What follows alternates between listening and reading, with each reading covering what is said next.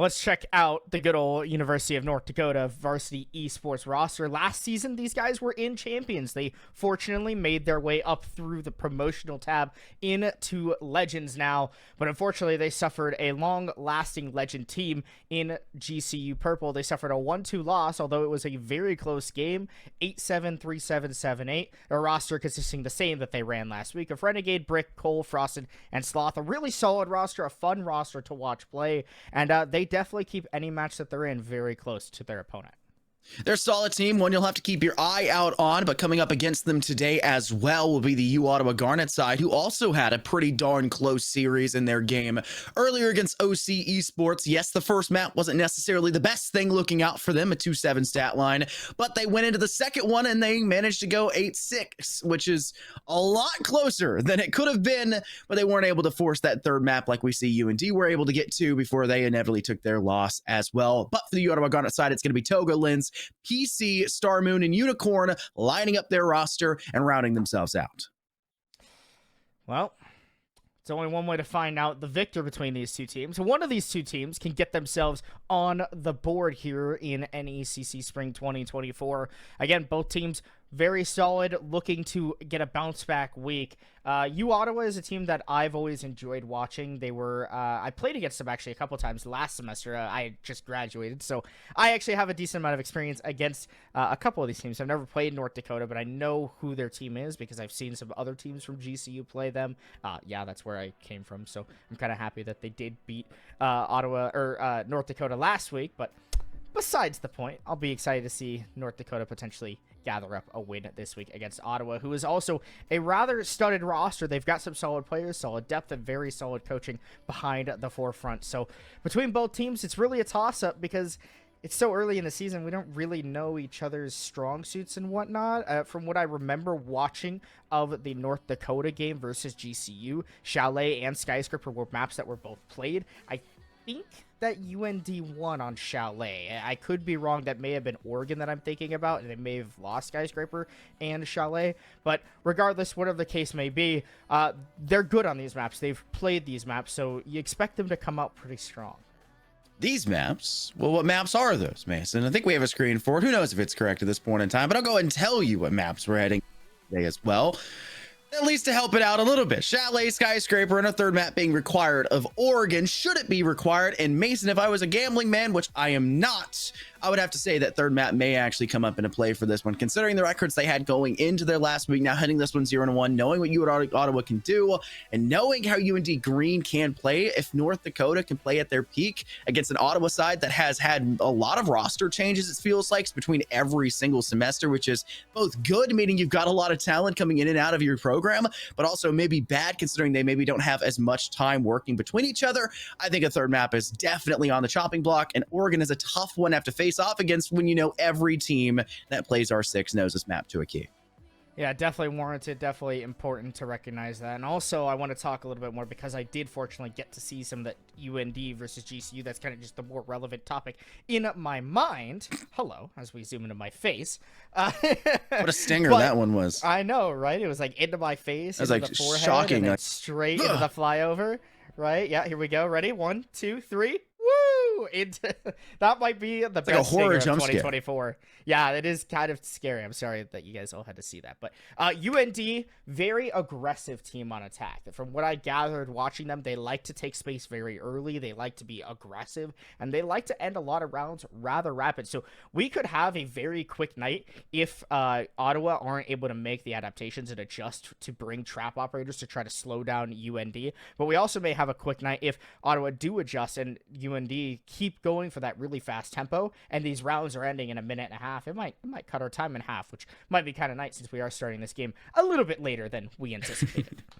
It's not that much later, though. It's not the worst case in the world. And we are seeing the second Chalet of the night. It was game 2, actually, that came forward in the Rogers State versus Kansas State University game. And it was a very quick map, to say the least. Round one for the side of Rogers State. Kansas State University just kind of swept away. They knew what they were doing. They handled their temper. And despite Tuberel being in play and having the ability to shut down so much utility all by your lonesome, it wasn't enough to shut down that very high level of aggression that's being brought forward. So you're right. if we do see that high level of aggression in this series here, Mason, I would have to say it's going to go by exceptionally quick, because if you do not force out the trapper operators and don't force out their proper effectiveness, you're going to get steamrolled by the very aggressive attacks that tend to come forward. Yeah, I'm excited to see Chalet and how good UND will be on their attacks, but then when we flip the card over to Skyscraper, map 2, that's the big highlight. It's a map that, surprisingly, Scott, in Collegiate has been favored at the beginning of this year. In the Columbus land, I swear I've never seen so much Skyscraper played in my life. And it feels like a map that all collegiate teams are starting to transition over towards. But the biggest thing about that map is the fact of how defender-sided it is, right? I mean, it's one of, if not the most defender-sided map in this game. And you see 5-1 splits, 6-0 splits quite often, which leaves very little room for errors. So starting on the defensive side, which the University of North Dakota will be getting on Skyscraper because Ottawa picked into it, then maybe, just maybe, they could steal away a nice swift 2-0 win if they're able to get that 5-1, 6-0 lead, winning their map pick first on Chalet, then getting that 5-1, 6-0 lead, not having any mistakes, and maybe capitalizing on a few mistakes from Ottawa. So what you're saying here is, if you weren't really paying too much attention to the collegiate scene outside of the NECC, which I know for a lot of viewers out there, the NECC is where you get your collegiate esports. There's nothing wrong with that. Skyscraper was not really the cream of the crop. It was not what was really selected for a lot of collegiate teams last semester. Coming into this one, though, expect to see it a lot more often and expect teams to feel a lot more comfortable on it. And that's going to be something that's going to need to be quite studied by a lot of the directors that maybe haven't necessarily been, I don't know, coaching their players for these maps, knowing that just no matter the ranking, whether you're in Legend, Champions, whatever you may be for your team, you're going to need to know every single map. And this was another point that was highlighted, I believe, earlier by Happy in the series one of the day for the short little time I was able to tune in before I was getting ready for this one. It feels like everyone has to know everything, and gone are the days of just saying, hey, we only need to work on these 5 or 6 maps. Instead, we need to know every objective on every map, even things like Clubhouse down inside bar, where you're kind of be like, hey, this is never played. Well, it just got played multiple times today in the WM7 game over on the R6 channel. It's going to get played by Collegiate eventually too. Well, finally, we're able to hop on in to Chalet between these two teams. North Dakota Green starting on the attack, and the University of Ottawa will begin their train on the defense. Operator ban so crucial, especially when we're talking about the defensive side, Scott, because of how many strong and potent defensive operators there are. Fenrir, Azami, Valkyrie, Solis, Mira, just a couple to name who are so strong on this map. We kick it off with the Jackal ban. Very solid on attack, but I feel like there's other operators that just might be a little bit more of a threat, especially me thinking kind of towards the attacking side, Ying being a very strong operator, Flores as well, extremely potent on this map. Jack was banned earlier in the series today as well, so apparently the Inox scanner, something that this teams really don't want to have to face off against. Flores is not shocking at all, but when you're limited to just 2 bans on the attack and 2 bans on the defense, some things are going to sneak through, and the Candelas are a force to be reckoned with, and one teams really don't like to leave up, especially in a map like Chalet, where she tends to be the most dominant she ever is. But for the first defensive ban, it will be that Soulless, trying to deny as much information as possible. And when you try to deny information, you could do so by denying the potential to deny your sight lines, getting rid of those of Fenrir, getting rid of the canisters, and making sure that there's no way you can't swing a corner and then, unfortunately, be haphazardly stumbling around in a very toxic smoke cloud for just a little bit longer. And that leaves up very important defensive operators that we'll be seeing, Azami being one of them and Tuberal being the other one, the most important one to mention, who has been so darn effective for so many teams and something teams still don't like to face off against. Yeah, Tuberal is just so strong. Azami as well here on Skyscraper, sorry, Chalet. Apologies, I'm getting ahead of myself. It's probably there too, I'm as well, you know. Getting excited going to, yeah, I mean, honestly, Azami is just good on every map, yeah. Like, it just, there's no bad map for Azami, which is kind of sad and kind of upsetting, but it's because of how good she is. I mean, you can just redesign the map. You can basically port a fort and Fortnite build on anyone you want that you feel free around the map. You get 5 make a Port-a-Fort reference? Generate. Absolutely. You know how many times I do that? I'll keep like 3 Kiba barriers in my pocket until the end of the round, just for funsies. And I'll just run at people. And it's so much fun. It's for so funsies, fun. he says. You just start building, dude. It's the greatest thing ever. It's the It's a little hard to hit the 360 builds though on the Azami because it takes a little bit to send those out and then. I can do it. Trust. All right, I believe it. I believe it, Mason. I'm spinning. I'm doing everything crazy. Yeah. With the golden scar on top. Of course. Collegiate Pro. That's how it works. That's how it works. That's how it works, right? Right, guys? Here in R6, we call it just Collegiate Pro because you're going pro there and you're going nowhere else afterwards. In Mason's case, going to work. That is what we driving my own 9 to 5. Exactly. And speaking of 9 to 5s, it feels like there's a lot of work ahead of most attacking teams for this map. Whether you try to breach in all the way up through library and take control of the windows up there and work in verticality, or you work from below, like we're seeing right now coming out from North Dakota, trying to clear out the floorboards. That's why Brick is here with the skeleton key, making sure the drone work is clearly and finitely ahead of them, because with the objective over inside kitchen and dining, you don't necessarily need to vie for control of that second floor up in master bedroom and solarium as much as you necessarily think you would if you can just dominate this southwest side of the map first and be able to swing in through Ivy. It's such an interesting attack. They're working like bottom up on a dining attack, which you don't see. You'll see teams maybe try to work their way up the west main stairs and try to grab swift control that way, but you don't ever see teams literally go all the way from big garage up the main snowmobile stairs and up blue stairs into those positions now where they have located themselves onto the main wall. However, Toga will maintain this top floor control for now while he burns those tuberow gadgets on the main wall, keeping it frozen upstairs. That's the first step here on this dining attack. You get that upstairs wall open so that way you can put pressure on to half wall, which is where that main vertical play plays into for that default plant spot right behind the bomb chassis inside a kitchen. So a lot of work still ahead here for North Dakota, but Frosty getting that opener, great start to the round. And it's a really tough spot to be in for Toga as well. The Soda canisters can do a lot for you, but at the same time, you have to be worried about that office balcony door. You have to be worried about the utility. You have to be worried now about the floorboards from below, considering how much space has been dominated by North Dakota Green.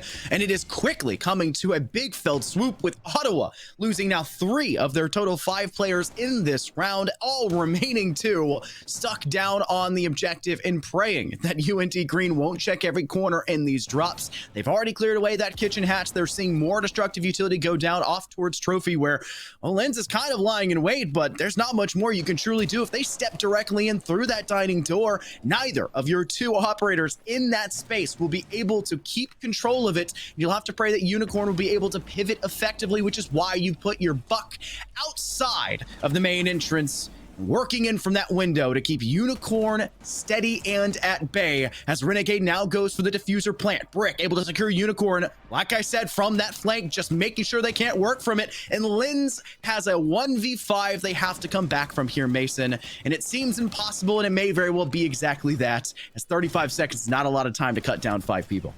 Yeah, there's really not much the Legion's going to be able to do. I mean, Ottawa just completely lost top floor control. It was a really good coordinated push from North Dakota. It started it off with Frosted on the Solar Repel, getting that initial pick onto Star Moon. And after that, it just completely boiled over. Full control established. That Ying really helped them to push their way all the way through. And I think that North Dakota is going to continue to use the Ying and be aggressive with her. And Ottawa, their only counter pick to that is going to be the Warden. So obviously now you see them picking into it. It's a great counter pick. It's a good adjustment made. The issue is they're already down a nice early round that would have been nice to have in the bank, because when you get later on into your attacks here on Chalet in Collegiate, it plays at about an even map, maybe even slightly defender-sided, because some teams are very uncomfortable attacking. North Dakota Green already showing how strong they are on the attacking side. I wouldn't be shocked to see UND Green once again go for a basement prowl first to entry in down there and work their way up for the verticality like we saw them do in our previous round. It really panned out for them. You work from the basement, you take up the corner staircase inside garage with that snowmobile, you get control of mezzanine from there, you use the buck skeleton key to clear some floorboards and really remove some of those strong fronts like Toga was utilizing inside of office for Ottawa. Just those small little things that denied those maybe potential early kills that Ottawa could have gained if they had left their own player extended out on the prowl on that roam game, trying to cut somebody up that initially jumps in through library and tries to get onto mezzanine and The own staircase you just took up the last round would have been used against you. It's smart. It's not something you see all the time, and I wouldn't be surprised if we see it here once again, but it looks to be a little bit more direct once again, breaking down, giving options, giving them multiple ways in, and getting information right off the rip with individuals working for it, and making sure that nobody can sit inside Trophy to go for that free crossfire kill as you prep another player towards West Main entrance. Brick's already inside and wanting to cut down the player of Star Moon who's just denying Sloth's potential, but now it's worked against you. Everyone's spraying back at you, and it's a 3v5 as quick as it started for UND. Ottawa or UND rather, try to walk their way into West Main and take control, but Ottawa fight back. They read into this West Main take. They understand the way that UND are trying to direct and coordinate their attack, and they simply put the pressure on to North Dakota. And unfortunately, there's not enough players in the proper cutoff spots to deny Ottawa of those strong defensive positions that can be upheld, especially in Trophy and on the Solar Stairs. That's why you see them getting 2 free picks, and unfortunately no utility able to be leveraged by North Dakota to grab the control that they were wanting. Now they'll have to rotate over, go for the main take. You see Renegade has taken that top fireplace control. The issue is there's still a mute gem on that main wall. Cole only has 1 EMP, meaning Frosted more than likely is going to have to get sent down below to get that main wall open. And now Renegade dies, so your situation goes from bad to even worse for North Dakota, as they've lost 3 members and have 0 ground, 0 walls open, no control at all, no diffuser in hand. And there's just really not much they're going to be able to do with 60 seconds left on the clock and 5 members to destroy. So it's falling out of the Zota canisters, which is at least something you can tally up for yourselves, but that still leaves little to no time past this point. Toga's done their job, but the rest of the team has done an even better job just knocking down all the opposition that's in their way. Cole will strike first for the side of UND Green. Unfortunately, they'll find 2, but they will go down quickly afterwards, and it's Frosted now all by their lonesome, looking to look down the barrel of their first death in this entire series so far. Sitting at a 2-0 margin, will need 5 kills total at the end if they wish to find themselves successful. And with 2 players off towards office, one of them who's rotated back over towards the bathroom side, another hitting behind piano, there's nowhere for Frosted to go. And Frosted will fall on the attempted step in through the breach connecting to office. It's just a great line of sight for Star Moon, who not only opened the kill in this round, taking down the Ying that attempted to step in through Trophy, but also able to secure the final. A good start and ending for them. I just really love the defense there by Ottawa. I mean, they adjusted exactly how they needed to. They got in the face of their opponent, right? And they fought back. And that was the biggest change that they needed to make from round 1 going into round number 2. They did just that. They'll probably continue it going here on out for the rest of the series. That's the strength that we see out of the side of North Dakota, right? They like being aggressive. They like taking space fast, and they do it together. And that's what typically stumbles teams across their feet. But if you're able to catch them off guard, if you're able to catch them before they're in position to go for that team execute like they did in round number 1, then you're able to leverage a couple kills. You might catch them rotating. You might catch them without utility in their hands to leverage their push. That's exactly what Ottawa did last time around. I'm sure it'll be the same case here, especially because they understand how North Dakota want to go for this attack now. Yeah, they've seen or maybe not seen much in the first minute of the round, which would lead them to assume that there is no poking for information, no attempt to take control of the second floor during that period of time.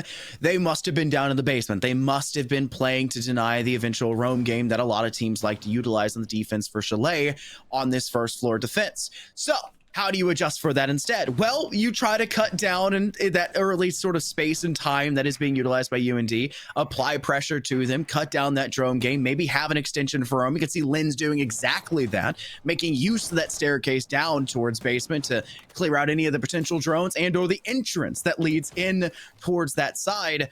But if you can't find anything on the Ottawa side, then your second stage of prepping tends to go down to how much more players, how much more utility can we stack up towards that Ivy entrance? Well, we got swept through by UND Green in that first round, and they've done so a little bit more dramatically. Toga's no longer on that 2-brow. They want to go for the Aruni, slow down, more information. They've stacked up PC over there as well, just to kind of make sure they've got an individual watching that long fire through the Surya gates here at the top of this Ivy side through the office breach, and make sure that that blue staircase is impossible to pursue for UND Green.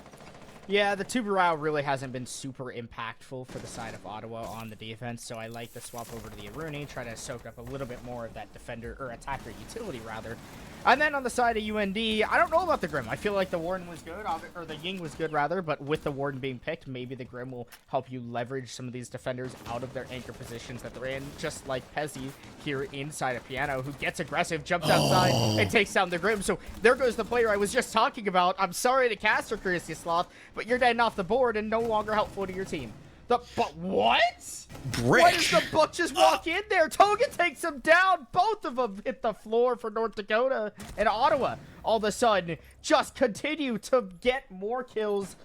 Last member alive is Frosted, and what is he to do here on Solar Repel? Maybe he'll find one under the Warden, but even then he can't find the shots. With 60 seconds left, pretty much a round chalk here for Ottawa. Frosted has been the last player alive for North Dakota now 2 rounds in a row. And as an Ash, I don't know if that's necessarily indicative of the rest of the team not checking corners or not extending correctly, or maybe you're not being the forefront runner as expected of your role. Most of the times, it's hard to say. I can't put too much blame here on Frosted. Your Buck, aka Brick, did not check their corners, extending off towards Piano.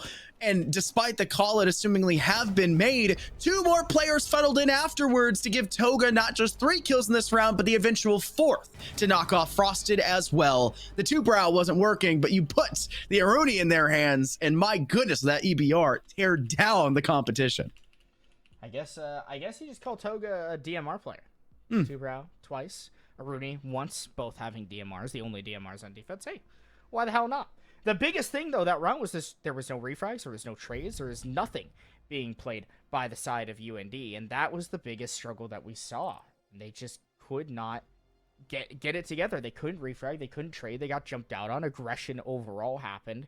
And the biggest, I just didn't like their attack at all. I mean, truthfully, they just tried to walk in and make something out of nothing, and they really had no control to do so.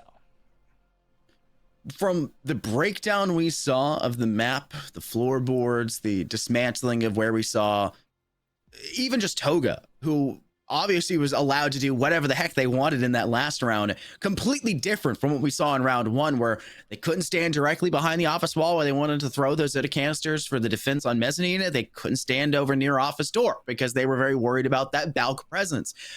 All of that was not present whatsoever for North Dakota in this last round. And like you said, it was very flat. They just wanted to walk straight in. They just wanted to get aggressive. And if you're not willing to check those corners or have a drone going in front of you, despite the first 90 seconds of every round being nothing but drone work most of the time, it doesn't stop there. It transgresses past that time limit. And you got to make sure there's something there at the forefront to find any sort of success. And it was just totally absent. They have to slow it down a little bit further. They have to be willing to peak fights, but also burn the utility in the process. And I think Brick is just playing really darn aggressive. What did we see in round 2 from Brick? They got really in the face early. They wanted to fight outside West Main entrance. They didn't do it like they did in round 1. They stepped into West Main entrance. What were they doing inside Main entrance? I'm not sure. Attempting to save their Ying's life in the 1v1 they were having against Star Moon, and neither of them get out of there alive. Smarter means slower 50% of the time, and the other 50%, it probably means the exact same thing, and you're just misreading the scenario. Yeah, the other big thing to point out and talk about, Scott, that you were mentioning was Frosted. Kind of seemed a little baity on the Ash. I don't know if that was necessarily the case. I think that it's just the positions that they're being put in, where they're more so on cutoff roles, right? This is like what you would see maybe someone on a Lion do, or someone on an operator role like Flank Watch, maybe like a Nomad or a Zero, on a map like Chalet, where instead of actually being inside and supporting your team, you're just taking a gun and playing on windows, playing cutoffs. It's a very smart way to play Chalet. It's the way that Chalet is needed to play. And you've seen Frosted get a couple of nice picks. The issue is, if his team fumbles, if his team all die, then there's really nothing he can do. And yeah, as picking the operator that he is on the Ash, then it looks a little baity. It looks a little, hey, why is the Ash not walking in and entering, as you typically see as, you know, what we call an entry nowadays in this meta and in this line of play. And Ashe is an important operator. It needs to be brought because of how much defender utility there is. But one could say that maybe Frosted should be playing the role of the Dokkaebi, and then you swap Ashe over into the role for Cole, who now is with the team and being more aggressive and walking with the team, because you need those Ashe charges. They're active gadgets that can be used to destroy active gadgets, versus the Dokkaebi, which is going to have your EMPs that you can rotate over whenever you want to get the wall open, and phone calls that you can use from anywhere around the map. Also, just Ashe breaching rounds are really good against surrogates. If you're going to waste them and not use them, at least use them on something that makes it a little bit easier for yourselves when it comes to that office wall. Something, right? Something's better than nothing. And there's way too many collegiate teams we see in the past and even today that just don't utilize utility at all, let alone effectively. If you're going to burn it, at least burn it so we can see it happen and make some, post-haste judgments after the fact. We're seeing a little bit too much left on the table for UND Green, despite the really good first round they brought forward. It has been Ottawa's game since then, and we're a bit of an apologies about the extended break for this one. It looks like there was a player DCing for the side of North Dakota, and in that same period of DC, now an Ottawa player has also managed to, unfortunately, get disconnected. The state of online play these days, it seems. Literal tragedy. Literal tragedy. The fact that, as soon as the player from North Dakota joins in, as soon as they get in, immediately disconnect from Ottawa. That is painful. Genuine torture, honestly, because you're like, okay, cool, rehosts suck, but we can get ourselves in the lobby, we're ready to go. As I state it, Unicorn hops back into the lobby, and we are, hopefully, very soon ready to go between both these teams. But yeah, in online play, sometimes that is the tremor and the tragedy. However, sometimes it's better that way, that only one player disconnects, versus if the teams are in a team house or in a university room or something like that, and then the whole team disconnects from the lobby because the power trips or whatever, or maybe the internet slips for just a minute and they all lose connection. We've seen that a couple of times.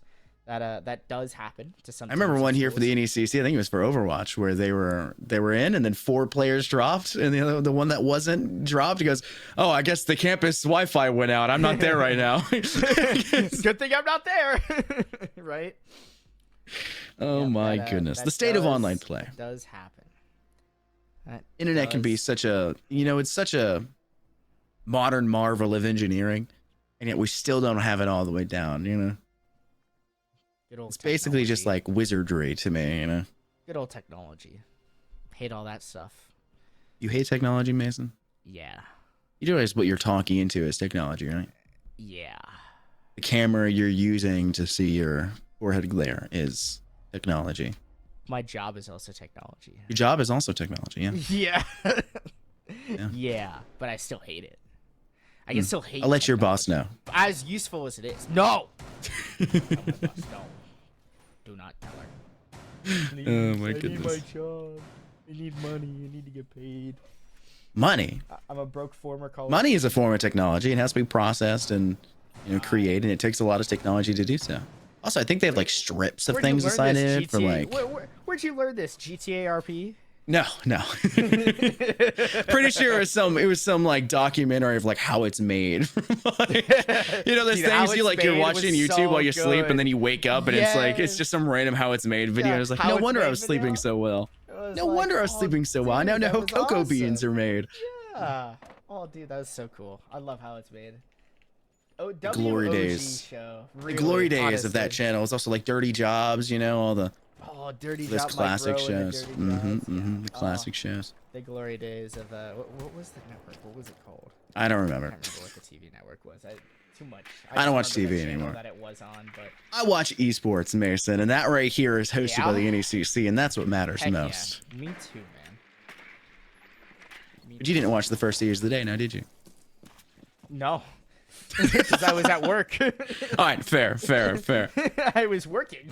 That is why I can only do the late shift. Aha. We're back into a segue about working, where you see UND working their way through the basement. What worked out for them in round 1.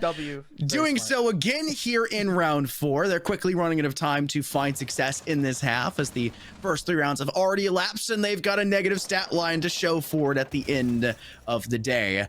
And now a negative player count to start with this round, as 60 seconds go down at the moment that timer ticks to 61. Down goes Brick again, who, despite playing a buck, is playing so in the face of Ottawa. Mason is getting punished the last 3 rounds in a row. Where's the refrag? Where's the trade? Why is Cole not walking up, playing the pressure? The IQ is not even important this round, considering the fact that there's no Valkyrie, there's no Solus, because Solus is banned.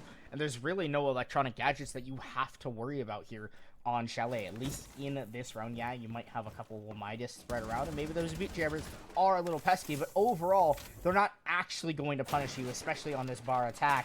Have Cole go play that refrag. They're more than likely getting it because the commando is just so strong up close in those gunfights. But I guess UND subvert that, and that's been an issue that they've had multiple times now in these last couple rounds where they fail to get the refrags in trades of each other.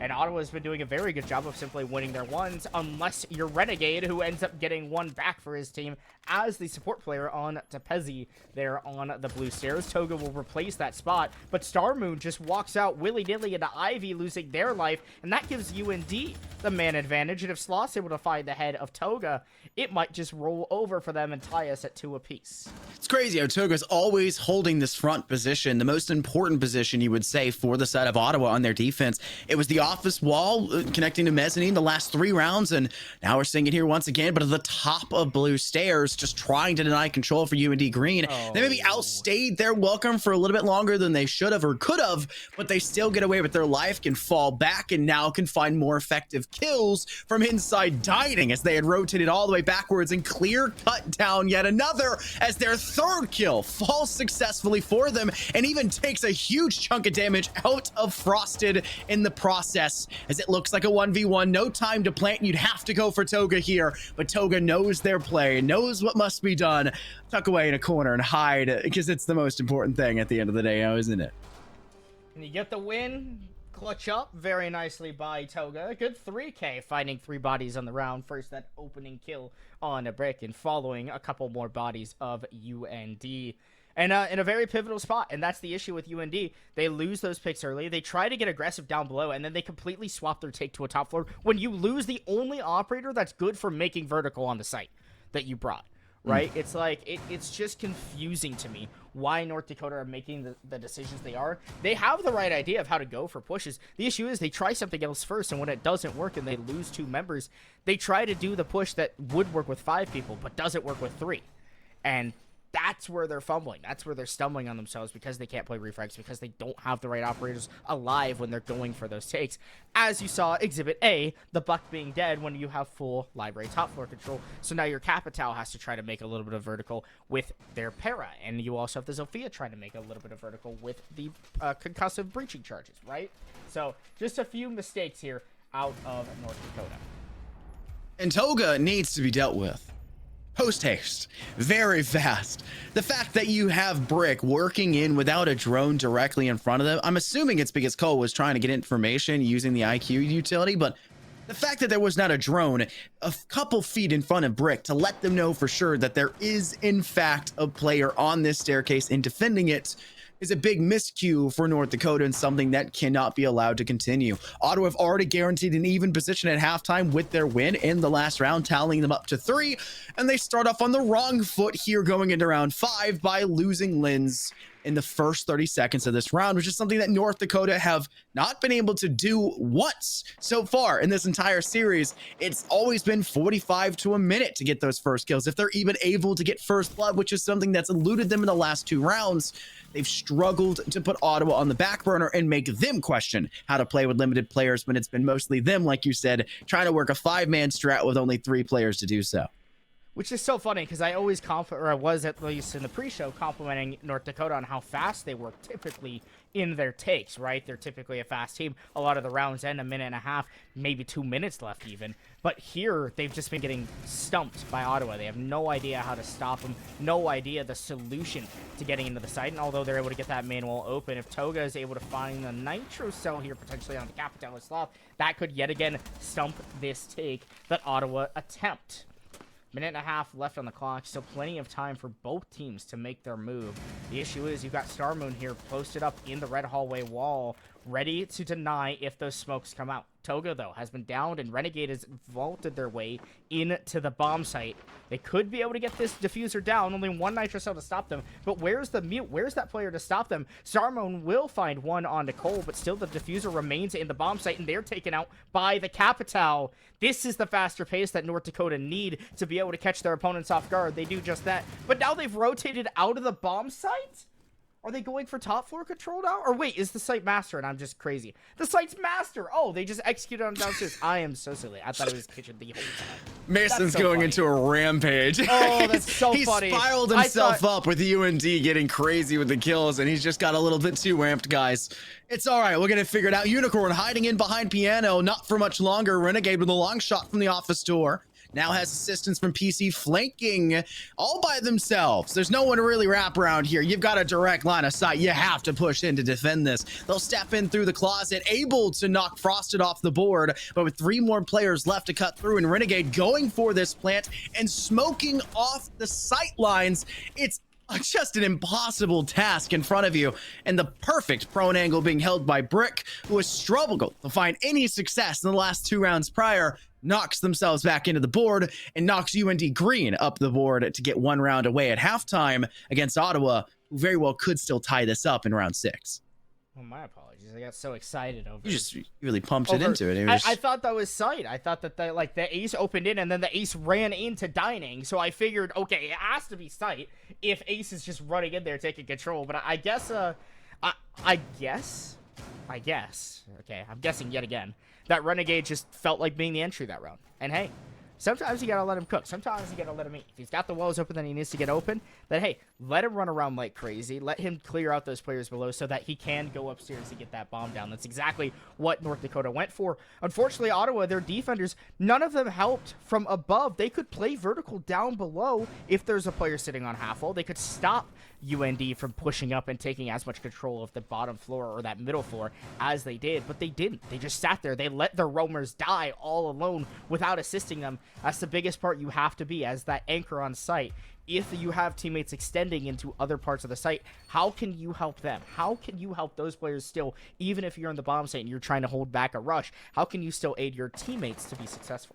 So many teams feel like on the defense, we can't take out the floorboards. That's the responsibility of the attacking team to handle that. We can't make things harder for ourselves. When you create these floorboard holes, like Toga is doing right here inside office near short wall, when you create these angles at which you can help your roaming game down below or even above in certain rounds, you know where they are from. When you're practicing this, when you're rehearsing with your team, you should be able to understand the weaknesses and the positives of every single thing that you put down, create, or utilize as a roster and as an individual as well.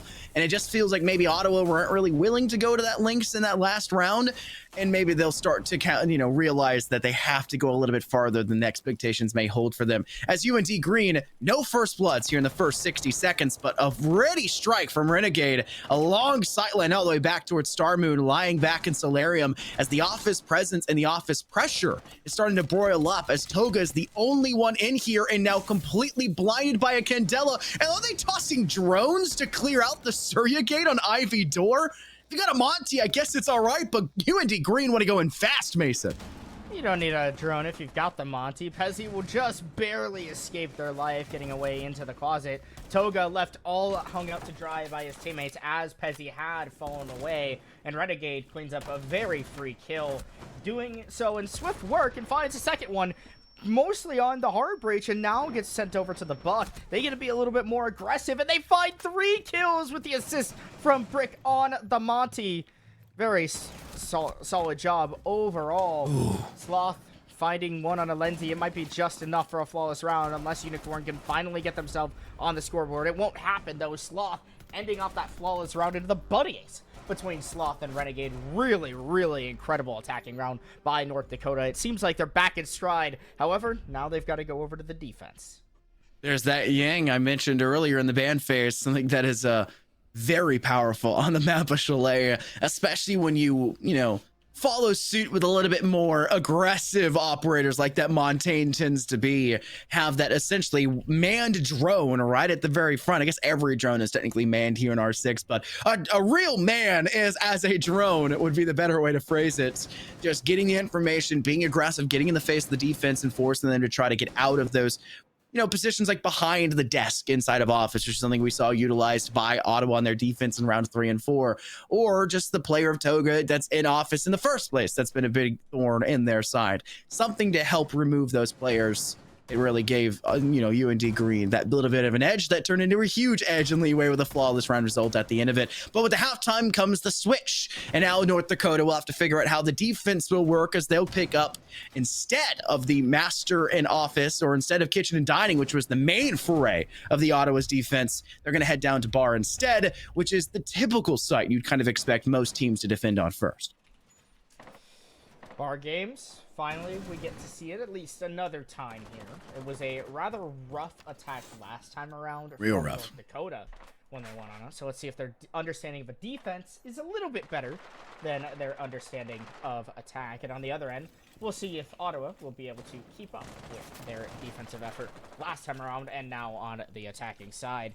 Tachanka is the interesting pick for me, kind of a wild card here on bar. I just don't know what the Shuminka launcher is really going to bring as a defensive utility to stop the execute. I feel like Smoke is just the better pick here, but hey, maybe the Tachanka is the play from North Dakota, and I just don't know it yet.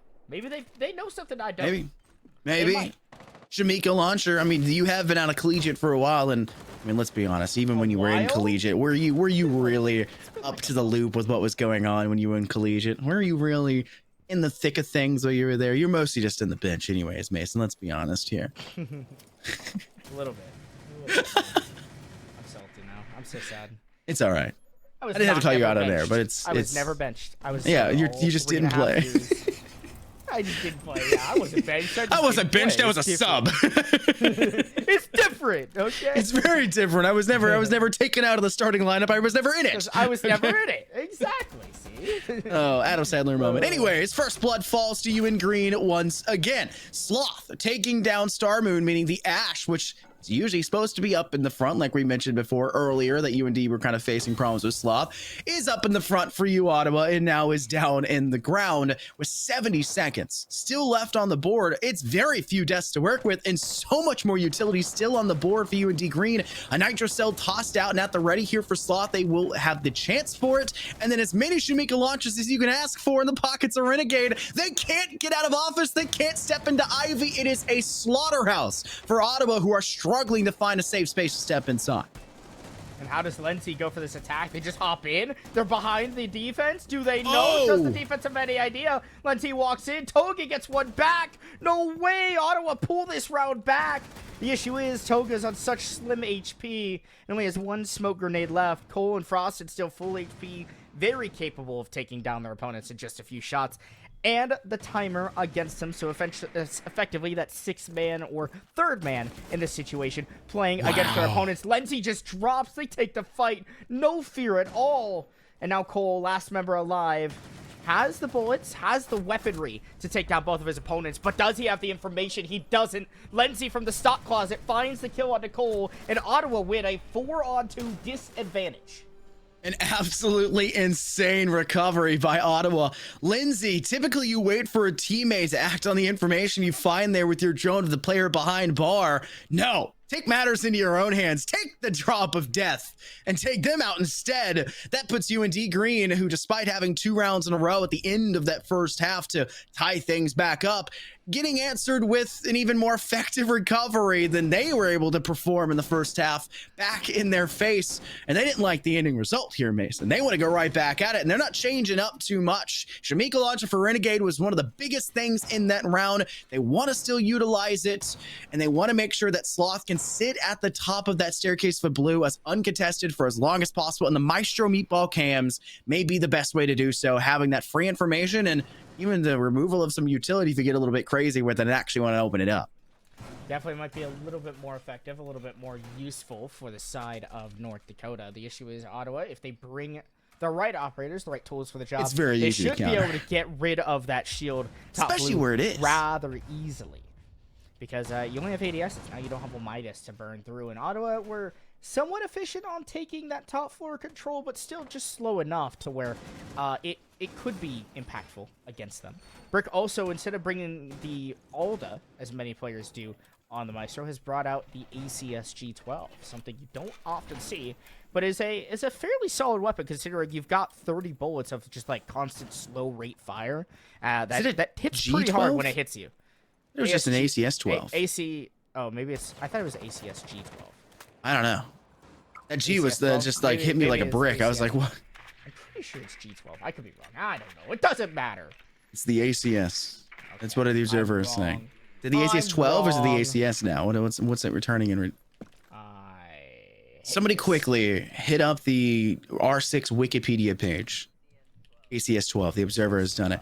It is the ACS 12. The G just hit me out of nowhere. It totally took me for shock. But it's not like it'll matter anyways. I haven't had the opportunity to use it yet. And the Shamika launcher that was really effective for really keeping everyone back at the top of Ivy and escaping out of Piano and Office is no longer here. I think Renegade kind of got snuffed out early. They knew where they were lying last round, so just head straight there this round and cut off the approach. And Ottawa do so very, very well as Brick is forced to fall back to where Renegade usually is to keep that ego window player in check. Yeah, it's an easy angle to take out rather quickly. The issue is, I don't think that North Dakota have the information that the Meiser has retaken this spot that the Tachanka had previously lost. Cole will evacuate their spot. They're at the top of Blue Stairs, but you still have the Tachanka, or the Maestro rather, upstairs ready to lay fire. Starmoon taps away at the elbow of Sloth. It takes away quite a lot of HP, and now has crossed over. Brick upstairs, finally No located, way. and the ACS is just too slow to get the kill down. Sloth will find one, but he's got to go huge. The Frostbat is big and takes down PC. Sloth, just stay alive. Get another kill if you can, and he does just that. We're on to a 2-on-2, but Ottawa are so good in these situations unless Cole is able to get and pull off this flank up the Blue Stairs, catch his opponents off guard. He takes down Toga, but does not have the wraps to find Unicorn, who, unfortunately, Scott, to this point, has not had quite a solid game. This would be a really big round to clutch up for their team. Take down Toga. 10 kills, 5 deaths has been an absolute force to be reckoned with. It's a huge part of that buddy ace previously we saw out of Ottawa. One of them was stolen right at the last second. I'll still count it a buddy ace nonetheless. They've been a huge force to be reckoned with. Knock them off. Huge role to be performed by Cole. And now with just Unicorn, who has assistance from multiple sides that can come forward against them from UND Green. I'm not sure why Cole was taking their sweet time to extend out of mud to do so, but eventually it happens, and all the trials and tribulations of this round go in favor of North Dakota. And I can't help but say it was all thanks to Sloth upstairs inside library corner, able to take down one long shot from range, able to get the revenge on your Tachanka, able to help out the Maestro for just nary a moment after you had just gotten your elbow shot out. They still got rid of him, but still so much effect past that. And when you're looking at a 3v1 pushing you and you still get out of there with an even kill past the 2 kills you had already just gotten, you know you performed your job in one of the most arguable selfless positions that you have to fulfill in that objective of sitting in that corner.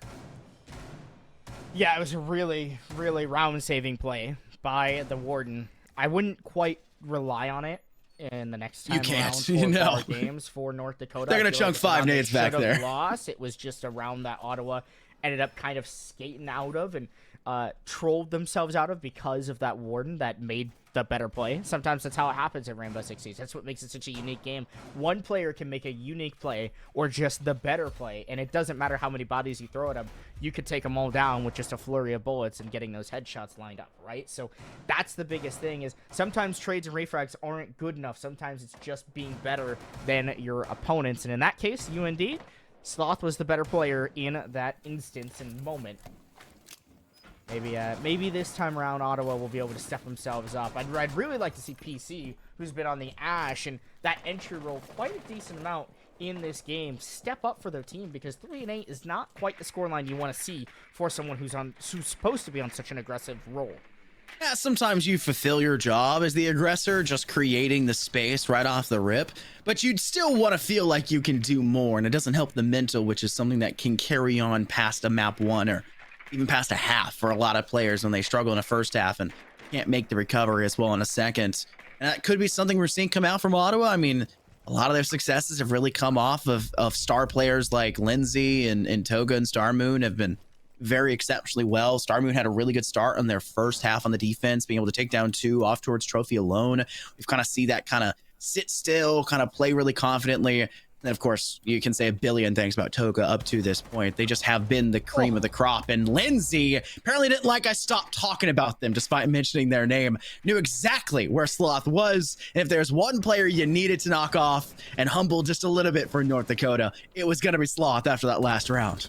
It's perfect, too. They used the Lion Scan to isolate that player and stop him. Even if it was so quick that the Lion Scan hadn't actually fully procced and popped off, it didn't matter because Lindsay just had full information. They used the drone and immediately hopped off, took that entry kill for free. And that's one thing I've really admired about Ottawa and about Lindsay in that aggressive role on the buck is getting that control and getting that pressure. However, Brick and Cole both responding on their own up on the top floor.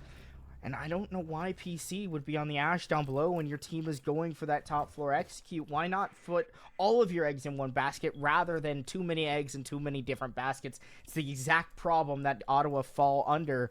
And now all of a sudden they're in a 2-on-4. Both of their players split apart. And unfortunately, really not much control to be had. No top floor control. The mirrors haven't been opened inside the lobby yet, so Toga is going to have to rely on that singular shock drone to try to not only get rid of the Kaid Claw still on that main wall, but also the mirror window stopping them from the entry. Toga's just sitting outside. I think this may be just one of those scenarios where Ottawa can just treat this like a tactical timeout, talk things through. They definitely need that assistance. They're all going to step outside. Take things slowly, have a quick chit chat. And it's interesting you say, you know, why are they putting all their eggs in one basket? Typically, as casters, we're so used to saying that teams should be putting all their eggs in one basket or shouldn't be, sorry, putting all their eggs in one basket and shouldn't be splitting baskets. Because, you know, then if you trip and fall, oh no, all my eggs. For R6, it tends to be very different, right? Like you want to be able to have another basket you can quickly stop off and put some eggs into and then have a fallback plan, right? In case you run out of eggs, you can still make another omelet elsewhere. That's something that is expected in R6, and Ottawa didn't really have a second basket there. It felt like they were too committed to the first attempt, and UND Green, despite the somewhat rough start, losing Sloth right at the beginning there, recovered exceptionally well. They played smart, they sat back in corners, they knew the control and strengths of the areas that they had maintained, and Ottawa came in very one-dimensionally, very flat. If I want to throw it to another TV show from way back in the day, you know, the Flat Stanley, whatever it was called, that's what they look like. It was just a paper-thin idea, paper-thin ideology, and they weren't sure what to do on the aggression when they had no one working in on the Slayer window. They didn't have somebody trying to step up through trophy stairs. Way too flat. Didn't work out for them, and essentially have now had a timeout already for a minute and a half, as this one trickles to 14 seconds and probably needs a little bit of extra time since another North Dakota player is now out of the game. It's been a tough time. Oh, it's not Unicorn this time. Okay, never mind. I was gonna say it's a tough time for Unicorn. I just expected it to be him again. Well, last time I think it was Cole from North Dakota. I could be wrong, but it is that first slot, and that's who was crashed out last time around. Because I think the players retain their slots. When I don't know. Go in between. It's something you never check, right? It's something you never see, I guess, as a caster. It's something that you always want to know or assume is right, but you never actually put in the time to go look at and see. But assuming Cole has crashed twice, it's unfortunate that a couple of crash issues, but let's just pray that when Cole gets into the lobby, Unicorn also remains in and we're able to hop back into the action as fast as possible, because this has been a little bit of a longer map between these two teams, especially with it being later at night. I mean, both of these teams are at least somewhat central/westernized. Ottawa, I think, to my mind, is kind of in the middle of Canada. I'm not very good at geography. Pretty sure they're in Canada. I know they're in Canada. Duh. I don't know where in Canada. I'm pretty sure it's somewhat centralized. Come on, you've been to Canada. It's probably very close to North Dakota. I have been to Canada. It doesn't mean I know where I am or what is where. I know that British Columbia is on the left side, and I know that Montreal is on the right. That's all I know. I still don't think French is a real language. I also know you need your passport to get into Canada. Yeah, I also know you do need your passport to get into Canada. Even if you have your travel ID, someone. I have a star ID, guys. I can get into Canada, right? No, that's not how it works. Sorry. Do you think he tried to do that for Brazil? You think he did try to do that for Brazil? You think he did? For Sao Paulo? I sure hope not. I hope. Sure hope he didn't have to give his dad a call, say, "Hey, can you get the passport out of it?" Yes, Observer, we're talking about our buddy who forgot his passport is now working in Sao Paulo for next SI, for this SI. Yes. Yeah, I could not believe they would trust a guy like that who who doesn't know he needs a passport to travel. But, you know, good for him, right? Good for him. Maybe he doesn't need it. He has a worker's permit now, right? Does that work? Is that how it happens? Whatever it is for it, I don't know. Who even knows? Regardless, okay, we're finally back. We don't need to worry about traveling anymore. We're traveling into the next round and into round number 10 between these teams as we get very close. UND, one round away from securing match point or map point on their own map pick here of Chalet. That would be very solid to start off and then go into Skyscraper, where typically teams start off really hot on the defense and maybe be able to wrap up with a quick 2-0 after this long map number 1. That would be nice if you are a fan of North Dakota. But of course, Ottawa still will have an absolute chance to fight back because we will be going into map number 2 should they lose this one of Chalet. At least it's their map pick, and maybe they've studied that one a little bit better than they have at Chalet. Interesting segue to get back into the game there, Mason. It's okay. You'll get the hang of it. I promise, bud. Oh, man. Frost has got control of one of my favorite positions in all of Chalet, control of mezzanine, and not just because the name is very fun to say, mezzanine, but also because there's so many things you can do from there. A lot of times you'll see zombies locked up there, trying to throw out those Kiba barricades to keep players inside trophy back, but when that strategy isn't as solid as it necessarily could be, or maybe when a zombie is banned, you'll opt for something a little bit different, and we're seeing that right now come out from UND Green. Hide behind the mirror window. If that's going to be allowed through the bans, why not use it? I believe it was actually banned in the series earlier when we came over here towards Chalet. So use it, control that trophy side, or sorry, that library side, keep them at bay and try to find another way in if you're Ottawa, and they've done so well. Star Moon once again, first frag here for their side on attack, and it's Sloth again able to shut down, and UND Green on the back burners forced to retreat as fast as possible to their objective, and they still 90 seconds left they'll have to defend this site with. It's a big pick for Ottawa, but I would argue that Sloth has done some part in the good defense here from North Dakota, right? Wasting a good minute and a half or so on the side, and Ottawa still have to try to work up their way to this Ivy Mirror and stop Cole, who is currently positioned on this spot by the main wall. Biggest thing, the biggest, I would say, key operator here to denying Cole would be Toga on the Twitch. And we've not really seen a lot of effective use of the shock drones. So it's kind of shocking to see that. But if Lindsay's able to get in down below, then maybe they'll get it. But no, Lindsay's dusted by Star Moon, or not by Star Moon, rather, by the Nitro Cell from Renegade, who Star Moon is thankfully able to get the refrag of. Finally, this mirror will be popped from down below. It takes some time, though, and with only 30 seconds left on the clock, North Dakota are in very solid defensive positions to get a win here and put themselves onto series or match point for map 1. Oh, and the Nitro Cell, the DBNO, and Cole with the MP rips through the two players attempting to extend in towards Office and up through Ivy. What a great round for North Dakota, who, like I said, 90 seconds left where your whole team is forced off of their extensions. Seems like a whole lot of time left still on the board that Ottawa can have their way with. But if you still make it in an uncomfortable position to work with, despite the fact you're now in the uncomfortable spot of being pinched into your own objective, make what you can out of a bad situation. They do so perfectly, and you can't help but say that getting 2 effectively Nitro Cell kills in that round did a great job to save North Dakota from a very disastrous scenario and from being kept away from this now perfect match point they're asking for on their pick, might I add, before we head over to Skyscraper, which we don't even know if North Dakota actually know this map well. I believe they played it when they played against GC. Gotta be, right? I'm not fully trusting of my memory. It's as I get older, I mean, you thought you were the star of the team, and I mean, we all know that wasn't true. So thought anything of the sort. I knew it. Pretty sure. I'm pretty sure I have like recordings of this somewhere. No. It's definitely not VODs and things like that out there somewhere in the I definitely didn't stream most of the games. There's definitely no records or any of that. No proof that you ever even attended GCU. Yeah, there's not even any proof. Yeah. Diploma? What's that? What's that? It's definitely not on Wikipedia or anything either. No. That never happened. Speaking of never happening, so most of the time, an actual solid hold or a spawn peak never really tends to happen. Early again here. And Renegade's having a bit of a tough time. No, really tough time. You're back into the same spot you like to be holding, where you can use the Shamika launcher to close out Ivy. And you can't even do that now. They're just spraying and praying down the lane. They want to take control of big window to do so. And finally, Lindsay gets the cleanup crew kill. But Renegade, man, that has got to be one of the worst asks against you now. 2 times of this objective in a row. And you've got to pray that Sloth can pull off a miracle like he did last time, because they're back in this corner and Ottawa know that he's here and they want to get rid of him. And here comes the fire to help do so. That's not quite how you're able to get the fire deep enough into the corner to burn Sloth out of this position. There it is. But now, finally, it gets just deep enough, and Toga will get the kill, taking him out and getting that elimination that they're looking for. Lenzy has been DBNO'd up there on the mezzanine window.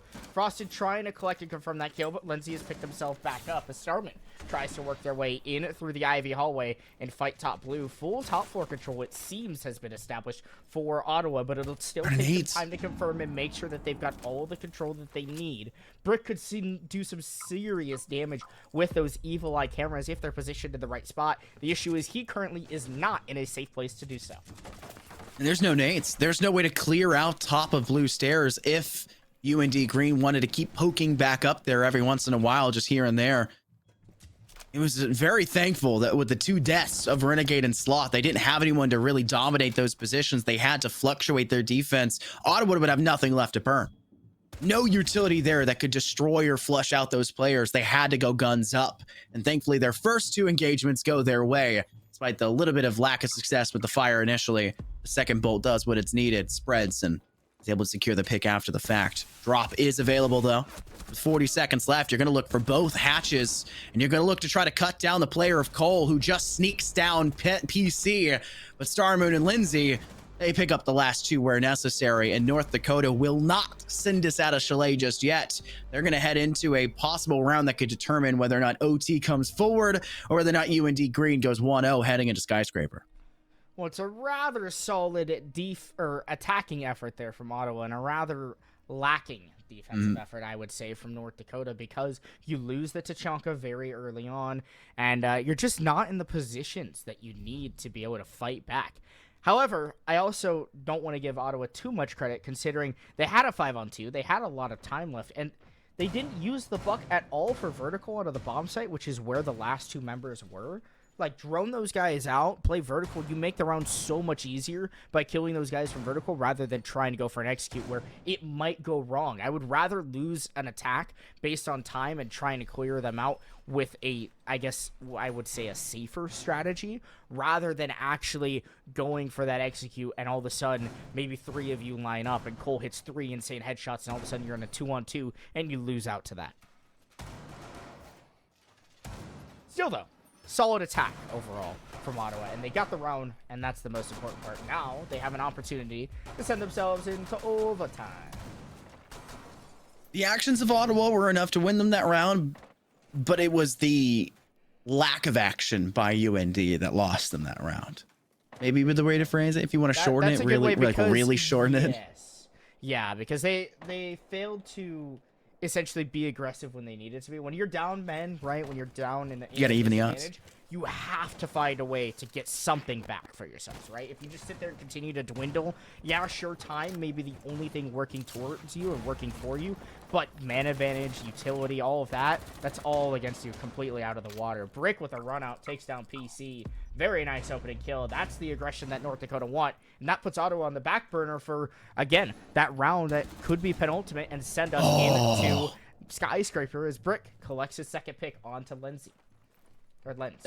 That is a two-player lead that UND Green were just facing and now have on their side. And Ottawa will have to find the answer for it instead. Losing PC and Lindsay, PC hasn't necessarily, like we've mentioned a couple times at Unicorn as well, been the end-all be-all player for Ottawa, but Lindsay has been exceptional for the side of Ottawa, and someone that you will be sorely lacking and missing, a lot like UND Green were missing their buck and their attacking sides. It's going to come back this way as well. Cole with the quick stand-up shots, able to DBNO Starmoon, who had just gotten revenged killed. Now it's just Toga, has already collected 11 kills in this series, and it may just be 11 as the stand-up from Cole almost secured enough damage to deal with Toga from Ottawa.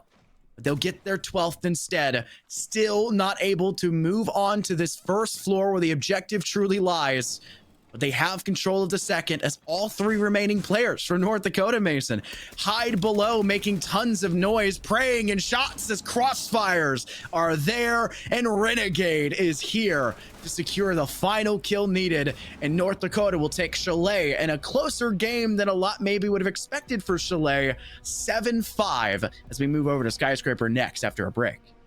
I mean, you've got time on the clock to go for operator veto agent. phase to look like, What's sorry, an I've been agent? casting You're Valorant an still. agent. Yeah, You're an well, agent. it is what it is. I'm a secret agent. Does that count? Secret agent. Secret Yeah. agent Scott. Mm-hmm. Well, you wouldn't That use sounds your like a name. cool name. You wouldn't use your name, right? Well, what would your secret agent name be? I don't know. Secret agent. I don't know. I wouldn't Not use a Scott. color because I'm colorblind. Secret so- agent, not Scott. Yeah, that's pretty close. Well, I'm color deaf, so I don't hear Color so deaf? you can't use it. Color deaf? Yeah. Yeah, I don't hear colors, you know? I had somebody unironically ask me if I could see them the other day when they were wearing purple. No way. Yeah. I just broke down. I was laughing, That's crying funny. so I hard. would probably lost It was they were Hey, so Scott, can deadpan you see serious. me? They were so deadpan No. serious too. I was like, my goodness, honey, you need to get outside more. Yeah, you need to really go read up on here. colorblind. Imagine what what do they think about? I don't know. I guess legally blind people. Well, no, that doesn't really work in that scenario. I don't know. I don't know what else. You'll come to another. You'll find another comparison I someday. don't know what else I could compare that to. John but- Cena. Any Yeah. meme with camo? Oh my gosh, you're John Cena. Yeah, right. Yeah, that's like me asking you if you're wearing camouflage or something like that, like a camo T-shirt or something. I'm like, Scott, I can't see you. Ooh. But it's actually like. That's why I thought they were joking. That's why I genuinely thought they were joking until I realized that they weren't, and just lost it. I just broke and then you're down. like, it was wow, this is society today. This is You're what like, it's come this is to. what we've come to. And This is speaking what of happens coming when you to, don't get a college education, kids. maybe that's true. I don't know if they were college educated. It was They just should teach we were just going out to colorblindness. dinner. I didn't know if they were college educated and asked that. Speaking of which, though, let's take a look at the agent veto phase again. I'll call it that just to mess with you. The operator veto. We look at the OSO. We see the two brow finally gone. The Solus and the Monty. Monty's the one you have to see on this map. Black Door is so darn annoying to have to deny as a defender when the Montane is on the board. And the moment the Monty's gone, you're going to defend it 9 times out of 10 as if it's the easiest thing in the world. Well, you might hate me for making another versus GCU reference because I remember it somewhat, Okay, but I'm pretty alright. sure Brick played Monty like 90% of the round. So my guess is that Ottawa did a little bit of homework since that game was broadcasted last I'd hope so. week. They're college students. And, okay. Sorry, was that a man. little on the nose? A little? Very Little? much on the nose. Like so much on the nose that the nose has become Pinocchio nose. Yeah, that's a big nose, by the way. If you Well, don't know it's only big Pinocchio, when he lies. You've been living under a rock. It's only Yeah, it's but only I'm, big when he I'm lies. always lying on broadcast. That's why they pay me the big bucks, you know? I mean, I know everything I'm talking about. I only lie on broadcast, just to really keep the viewers on their toes. We're professional liars, actually. I mean, everything is just everything it's that we just an say is happening expounding isn't. notice, right? Everything we Everything say we- is just essentially just getting expounded upon moment by moment. It's really just us making stuff up until it happens. Yeah. There's no way to know for sure, right? I could say something and then it'd be totally wrong the very next second. Like here, First Blood's going to go in the favor of Star Moon. I can only assume so, considering how many times we saw Buck in our last map be the forerunner of, getting into the space of Either the team. competition. And you can also see Star Moon there in the background. Say hi there, Togo. You can see them off in the distance. But they don't really have that much visual of the objective just yet, as the rest of the team is trying to extrapolate any sort of control of this side, and it's just super darn difficult to do so. But they've gotten around Gong, and it seems like there's so much pressure on the first floor for Ottawa, and they don't even have to worry about that side because they're just gonna go up the stairwell instead. You might be right on Star Moon getting that first blood because they've already chipped off half of the HP that Renegade suffices inside a karaoke. The smoke, of course, having to dance around these floor holes being made. Unfortunately, though, Star Moon still hasn't quite found the angle to eliminate the smoke playing inside a karaoke, and These deadly angles now can be used against the attackers. That's the danger you run when you hold or create these holes, is that they also work both ways and against you. But PC finding the opening pick. They had a pretty rough map number 1. It's nice to start off with the opener so soon. Still 71 seconds remaining. With 4 more players that are still there for the defensive UND green. Their defensive position's not looking as solid as it necessarily should be. Toga from outside on window repel downs and finishes Renegade. Frosted now joining into the afterlife with the same darn player to take them down as Lindsay, the first to fall for Ottawa, as Brick collects 2 of their own with Star Moon quickly after the fact. 45 seconds left. 2 players off towards Black Door. No Brick on the prone position, able to take down PC as Unicorn is all by their lonesome. Toga off on the repel. What sort of control can they gain? They had a visual, but unfortunately, too little too late, in the Kiba barricade will buy time and safety from that far angle on window repel to keep Toga away from the action for as long as they can gain, as Unicorn is struggling to find any sort of space to control any sort of fight that they can get into, as Brick hides back and Sloth still dominates long position all the way back towards T. Unicorn sprinting in towards Scythe. The noise will have been heard by Toga. They'll go for the plant, but Sloth's inside watching. Deals with Toga quickly. Unicorn will try to get the plants, but it doesn't matter anyways. Brick from down low swings back around the bend and will secure the first round here for the defense of North Dakota, despite the very difficult time they had right off the rip. Wow, there's no world that North Dakota should be winning that round. There's no world. It was a 5 versus 2 for Ottawa. They had full man advantage. They had all the control of the world. They had all the time in the world, Scott. But they just funneled. They ran down that very narrow, slim hallway. They had ace Selmas. They could have opened some of the walls. They could have applied more pressure elsewhere on the map. But they got lazy. They got complacent because they had such a big man advantage.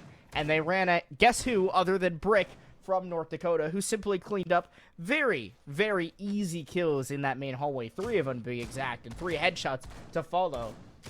And that's the risk that you run on a map like Skyscraper. As a defense, you're very easily able to pull yourselves back, even if you're in a man disadvantage, because of how slim these sites are, how narrow those pathways are that attackers have to run through to get access to the site. And you see it there. It bites Ottawa in the butt.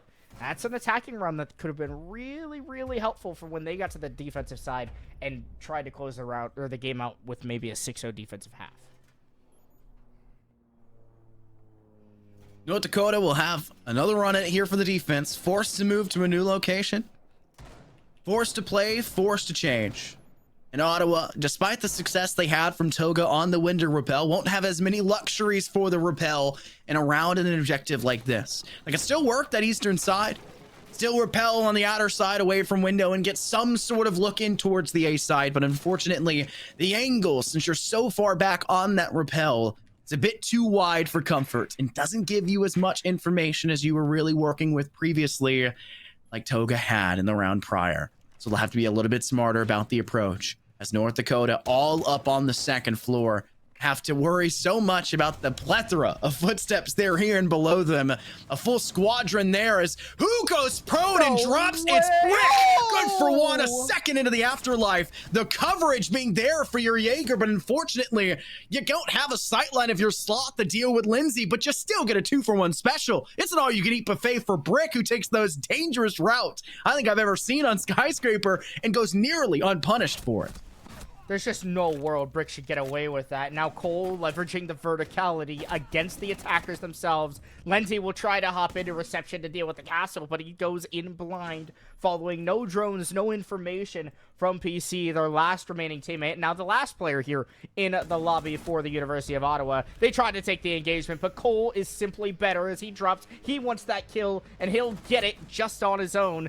And the University of North Dakota take 2 swift rounds, really off the heroics and just aggressive play from Brick and the rest of the team. And that's the issue that Ottawa currently face. They have no way to tame the aggression, to stop their attackers on the defense effectively.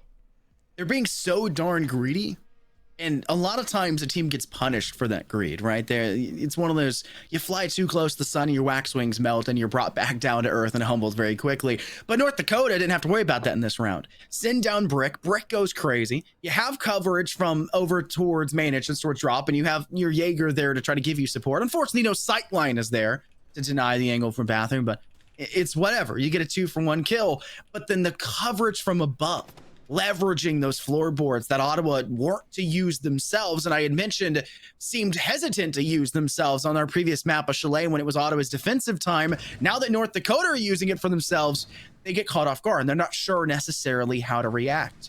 So while it is a little unfortunate, we are seeing a defensive, sided map right now for Skyscraper. As Mason said, I always love it when Mason gets proven wrong. It's been a very good showcase for North Dakota, especially when they were able to pull off a huge recovery in the first round and give no chance to have things even get out of control in the second. Scott, when am I ever wrong? You want me to answer that honestly, or? Yeah. Every day. What? There's bound to be something you say wrong every day. No. I'm always right. You're supposed to tell the viewers I'm always right. All right, Dad. Remember that part about where we were, saying that we'd always lie? Yeah. Right? We're lying that the fact that I'm always right. Listen, Mason, I'm turning over a new leaf. I never lie. Okay. Mr. 2024 New Year's resolution. I never lie. Lame. Absolutely lame. What's not? No, that's a lie. I didn't set any 2024 resolutions. My resolution was just to make it through the year, so we're on track. Hey, we're good so far. Two for, well, I guess 1.5 for 1.5 on months. There you go. Halfway through February. So, W. I say, who's not making it through? At least this round. Ottawa, if they don't start to pick up the pace. They've got to figure out something here, as they haven't even cleared out the extension that's coming forward from North Dakota. While they do get one through Black Door, PC onto Cole, Rick was trying to leverage it right back at them. Thankfully, they'll survive. This is where that castle barricade threat from the flank comes forward, and he can just send 2 players out, one from the flank, one from the front, and at least get a trade in the process. Wow, they've given up complete Geisha control. PC does end up getting taken down by Brick. I don't know if that was due to a hop out potentially that he was alluding to there on the window out to that main T balcony. But regardless, Brick has really been that player who just continues to decimate his opponent. But Starmoon gets that man advantage here for Ottawa. Frosted, though, could, with the help of a Valkyrie camera, spot a kill with the C4. And there's the Zofia. Toga blown sky high, the star performer for Ottawa. Last map there on Chalet. Lens will try to walk their way down. They have information, but Brick gets the kill on a Starmoon. Man advantage swings back in favor of North Dakota, and all they have to do is wait out the clock and wait for Ottawa to come into their arms with no time on the board. Frosted finds the headshot in a Lenzy, and sure, Unicorn gets one, but he's still going to find 2 more members. Thankfully, though, both of them are on low HP, and Brick is nowhere near the site. It's a perfect opportunity for Unicorn to clutch up and win Ottawa's first round. How does Lindsay lose that 1v1? They're staring directly at Frosted. They knew Frosted was there, and still comes up with a 0, a nothing burger at the end of the engagement. Down goes Lindsay, up goes North Dakota. The highlight and the high ground gives them their victory as Brick secures the final kill needed. Unicorn is playing a very slow game. Outside, places the claymore, has to rotate all the way around, can't trust stepping in through that window. There must be a player on the opposing objective ready to watch. But if you step in through the back stock door, you're gonna see somebody up in hatch as well. And they didn't even check above them. And in R6, that is a guaranteed death sentence. 3-0 our start for North Dakota, who, yes, as expected, are taking a dominant position on the defense, but we'll have to see if they can continue the flawless streak of rounds going their way. Not flawless in kills in these rounds, but an unmarred record in this map so far to try to go 6-0 at half, because like you've said, this map on attack, as we're seeing from Ottawa, stinks. It is hard pressed to find success, and even when you do, comebacks can happen in a 4-2 split and you still lose up the round. In the last round, just the biggest factor was the idea that Ottawa didn't know whether or not to go clear Brick or not, and they decided not to. They decided, okay, we have the map control we want. We can do as we please with our opponents. here's the issue with that. You lost your flank watch because PC was the first player to die to Brick after they refragged their teammate effectively a little bit later on in Cole, right? Well, PC has been playing that flank watch role for your team, so if they die and now all of a sudden you get flanked, well, your flank watcher has died, right? You don't have those gridlock stingers out to stop Brick from doing what he's been doing and just continuing to run amok on your main attack. And that's a big factor. To lose your flank watch so early on, that's someone you don't want to lose if you're going to go for that minimal take where you don't go for that full extended roam clear. Unfortunately, Ottawa just could not adjust for that. They tried to stick to their normal strategy, but without that key crucial flank watch operator, it ended up falling apart. When you know that you can't find success with those, flank watch, you can't find success trying to step in on the roam game, even on the defense or on the attack, and you have to clear out space, you need to change the strategy. And I think for Ottawa right now, we're seeing them be pretty aggressive. We're seeing them find a lot of success for clearing out the floorboards. We highlighted PC earlier, doing a good job from below, taking a lot of health off Renegade. They know where these players from North Dakota should be, but they're not finishing the job. They start it and can't conclude it. And that's going to be a consistent problem for them if they can't find something else there. They'll place double Claymore up on the outside window near Gong. They want to make sure 100% there is no chance, or from Dragon, there's no chance that a run out could come forward their way, but they weren't watching the floorboards from above. The actual objective, and there's Renegade, who had faced so many problems from below 2 rounds prior, now just coming up with everything themselves. The first blood, and now even some great assistance to try to get some tag damage off the players extending in towards Black Door. I cannot believe this is the attacking strategy, just sprinting in through top Black. Renegade, though, takes a big licking of damage from the players that have now grasped control of top Black. And where is North Dakota? Where is their defense? They're so far spread out. And here, the man of the hour, Brick, last time around, especially on T Karaoke, seems like one of the only players that can actually stop and stall this attack. The issue is he makes a mad dash across, and sure, he's engaged him, but his opponent surely knows he's got to find a way to win a fight. Where is the IQ of Lenzy going? They get the kill. Toga also collects and finishes off Reddick, and Sloth and Cole will have to try to salvage the round in a 2-on-4. Cole has that nitro cell that could go big, or just his own gun taking down Lenzy as the C4 is used to make a rotate. The diffuser has gone down. Planted over in the opposing objective, Cole has plenty of work to close in that space, but taking too much damage in the initial firefight could spell disastrous for them. A Selma placed on the wall covering the actual plant spot will now open it up and disallow that same wall from being used on the defuse. As Cole's attempt to step forward is denied. DB&O not yet finished, but it will not matter. Sloth left in the 1v3, able to deal with the first on site. A second spotted not far behind that wall, but PC in through Black Door. And with 12 seconds left, you have almost no chance to get this done. 8 seconds. They go for the dive. Can they get it? They can't. It will not matter anyways. Unicorn closes up the final blood, had downed the previous player as well. And Ottawa will scrape away around now on the attack of all things on Skyscraper from North Dakota's defense.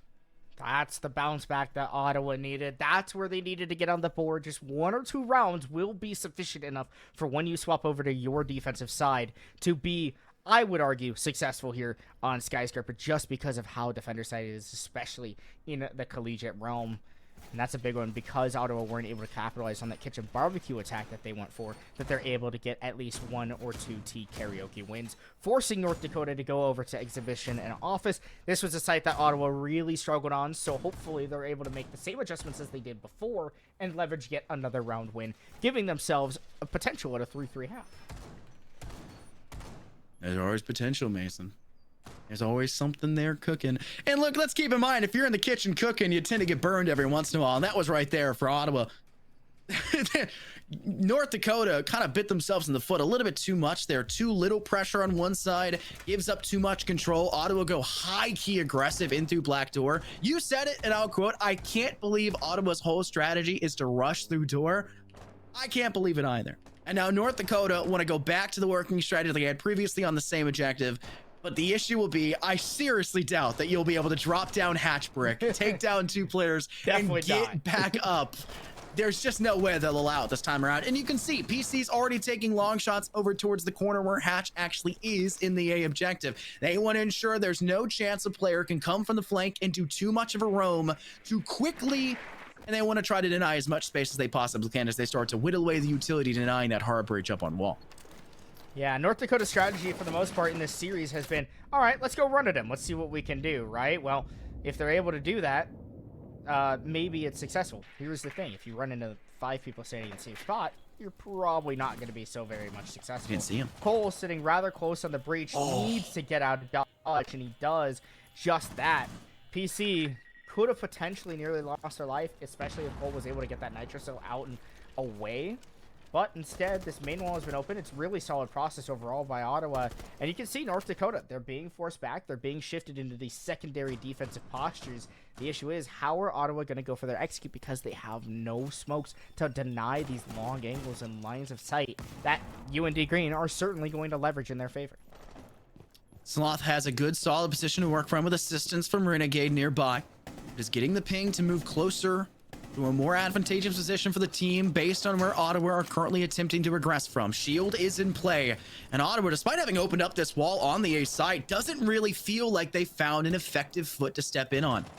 With Brick not too far behind, with canisters at the ready to pop, waiting on the other side of this one, the second those sight lines are destroyed with this utility, that's when you start to stand up and swing and try to get that assistance in. They need a first blood, and they need it very fast. It will go in the favor of Ottawa, though, first. Brick, who tried to go for something, cut down instead by Toga. Frosted, the same fell swoop. And despite the fact the canister goes off, Toga still gets the kill onto Cole, forcing North Dakota in a 2v5, now made 4, as Star Moon is finally dropped. But the damage is all but not, as only Renegade is left too far from the objective and too little chances to work with. Ottawa will take 2 in a row and very well could equal a 3-3 half coming into this next round, because North Dakota are struggling the last 2 to find any feat. It's exactly what they're looking for. It's a perfect position to be in here if you're Ottawa. North Dakota, they tried to get aggressive. They tried to fight these spots, but finally Ottawa are making the adjustments that they need, and they're letting North Dakota get aggressive. They're letting them run at them. And they're getting the kills because they're sitting there, they're ready, they're gun up. If they go to drone, they immediately hop off to try to bait out those runouts. It's exactly what you see. That's how Brick is dying. That's how Sloth might be dying in some of these cases. Or Cole, who all are players that like to get aggressive and like to get in the face of their opponents. Ottawa, although I don't think that they quite had the tools to get the job done that last round, they were able to still make do and make it work because North Dakota were the team that made the bigger blunders in that previous round. The team that makes the bigger mistakes is tending to be the team that loses it all. And Exactly. despite the first round we saw when North Dakota made a whole lot of mistakes right off the rip and still managed to make a comeback, you could argue that Ottawa's mistakes at the end of the round inevitably added up a little bit more effectively for North Dakota than North Dakota's mistakes added up effectively for Ottawa. That last round was disastrous. We saw a really good shot for Cole, who, able to save their life, was in a really interesting spot, trapped over by wall by breach that had just gotten opened up by Ottawa. They fell back to behind small bar, but then they made nothing out of that the remainder of that round. Stood in the face, they tried to peek a breach, they heard the utility go off and go, okay, well, my Fenry has done something. Brick's been here, I can maybe help and extend this. But it's a short sight, not a blind. And I make that presence known, I make that known so much in Valorant with the Omen Paranoia. I'll make it here as well. It's not a total blind. It's not a flash. It's a short sight. And Cole was in the face of Toga, which is why that kill goes that way. And Cole just needed to peek it a little bit further back and play the advantage of that angle. And speaking of Cole, they really weren't happy with what happened last round. So they'll start off this one avenging that frag. But this time with a Nitro Cell, save space against Toga. Probably a smart idea. Well, it's a nice pick to get. Here's the thing. The main wall still got open. So effectively, the objective that Ottawa are going for, which is get that main wall open, set themselves up for a nice little execute after burning away at some of that utility with the Brotero drone, and then walk into the site because North Dakota haven't made enough long angles to help themselves with their defense. Sure, you've got Frosted inside of Exhibition. You've got Brick playing behind that main desk. But where are the typical holes that you see near minibar? Yes, that first wall is reinforced, but those other 2 walls should be opened up just a little bit more to deny that breach running the site. That's what Sloth could be doing here inside of Terrace. And sure, yeah, you might have to deal with Lens at least a little bit, but you could still deny that main entry into the bomb site, which Ottawa completely leveraged into their favor last time around. Lindsay's gonna have to swing this corner on office balcony. The only person still there hoping to hold on to that breach. The Nitro Cell ripped around, no one there at the end of it as they had fallen back. Sloth will be left with no utility in their back pocket, just the SMG in hand. And no teammate nearby as Renegade gets long fire shot out from Lindsay, who had extended into that corner just after Sloth had left it. The timing is mighty unfortunate for your player inside of Terrace. It doesn't mean that there's no one holding it. As the shots go out, and Slothy is unfazed by it and continues to hold on strong. Two players inside of the B site trying to hold back off towards Armory. Frosted will take an interesting angle on site, trying to work with something, but the bomb chassis isn't a solid enough defensive position, and Brick had already lost that same exact front just the round prior with no effective use there. But they've at least survived longer than they did previously, as the window control and exhibition is starting to be pressed. Frosted downs the player of Star Moon. PC is there, dealt with by Brick, and it's just your outside players remaining, and one of those is still not dealt with Sloth, who finally cleans up the kill onto Lindsay as Brick closes and finishes the final kill in the final round of our first half to send North Dakota positive into the second. Well, North Dakota were finally able to get back on their feet there at the final defensive round of their half, as you mentioned, getting that expected 4-2 split for the defense. Really nothing completely out of scope or out of bounds from what we would expect on a map like Skyscraper. Good adjustments for both teams overall. But one of the biggest factors that I saw in that round from Ottawa was they were throwing flashbangs, they were throwing utility into the bomb site, but then they weren't actually pushing with it. So they just flashed their opponents, and then they ran around to another window, tried to go in through there by doing the same thing. And yeah, they kind of hopped in, but then they also just didn't even do their job in clearing out the Fenrir mine that still sat at the top of the Samurai window. And it's like little mistakes like that, steps that you skip as an attacking team, which make you lose rounds that are very winnable. They had the main wall open. They had at least positions where they could hop into the site. And they had the utility to be able to make and execute work. But they skipped a few steps, and they missed a couple things. And that's why you saw North Dakota Green taking such an easy defense, I would argue. North Dakota now have to face off against their own due diligence. Back on over. Ottawa on the defense. And I'm actually very much so liking what they're bringing to the table. Toga has been an absolute menace on both maps now to this point, and Lindsay has always been there neck and neck with them. And we get to see them back into where they're most comfortable, sitting still for 85% of this defensive round. As Toga will not need to move, they need the smoke canisters for the final few moments and to keep them away from possibly Black Door, maybe even towards Gong, as it looks like North Dakota are not putting players off on that western side, trying to play in from window. They're going to go in through exhibition. They're going to clear out Samurai, clear out office, because there is an extension from Lindsay off over here, and try to ensure they have an east to west execution and can avoid the very tumultuous task that is that black window or black door that I guess Ottawa was having to deal with on their attack. So sad with the Rotero drone. Just a little bit short of the mark to open up that main wall. Lens barely getting away with their life as the ace of Renegade was sitting there on the cutoff on the geisha balcony into terrace. A little bit of damage done, but not enough to take anyone out completely. So far, North Dakota doing a solid job, solid pacing, and getting that office side control. Here's the thing, they need to confirm it, and now this is where this attack gets so difficult for so many teams. You'll see teams all the way up into the pro scene stall on this map in this spot where it's so difficult to transition between terrace, between lower dragon, up into upper shrine, and upper drum. Still, no one's been dealt with. And the toxic babes, having been sent off towards Brick, will buy a little bit of time, but Toga can't hold that forever. Especially when you'll have to be now concerned as PC's location is known. They get away with one kill from directly behind Gong, and Toga deals with another despite the range with the SMG-11. The refrag has to come forward eventually, all in due time, and Renegade will get PC off the board, and Cole will take out Unicorn. But Star Moon has an angle of dominance to keep them out of that door frame. Frosted has to clear this player. They have to clear that utility, and they need to make sure that Toga can't hold that breach the remainder of this round, as they'll turn into victims instead of aggressors as the toxic babes continue to swing forward. Toga fires back, but it's Renegade again to knock another player off the board. Toga can't be stopped a second in the same dang angle, 3 total in that round as Star Moon buries the North Dakota front for the final. They've got to start peeking a different direction because any attempt we saw there on that eastern side, trying to work in east to west, just fell flat in the face of North Dakota. And that's exactly where teams struggle, and that's where you saw North Dakota fall just a little bit flat on their attack.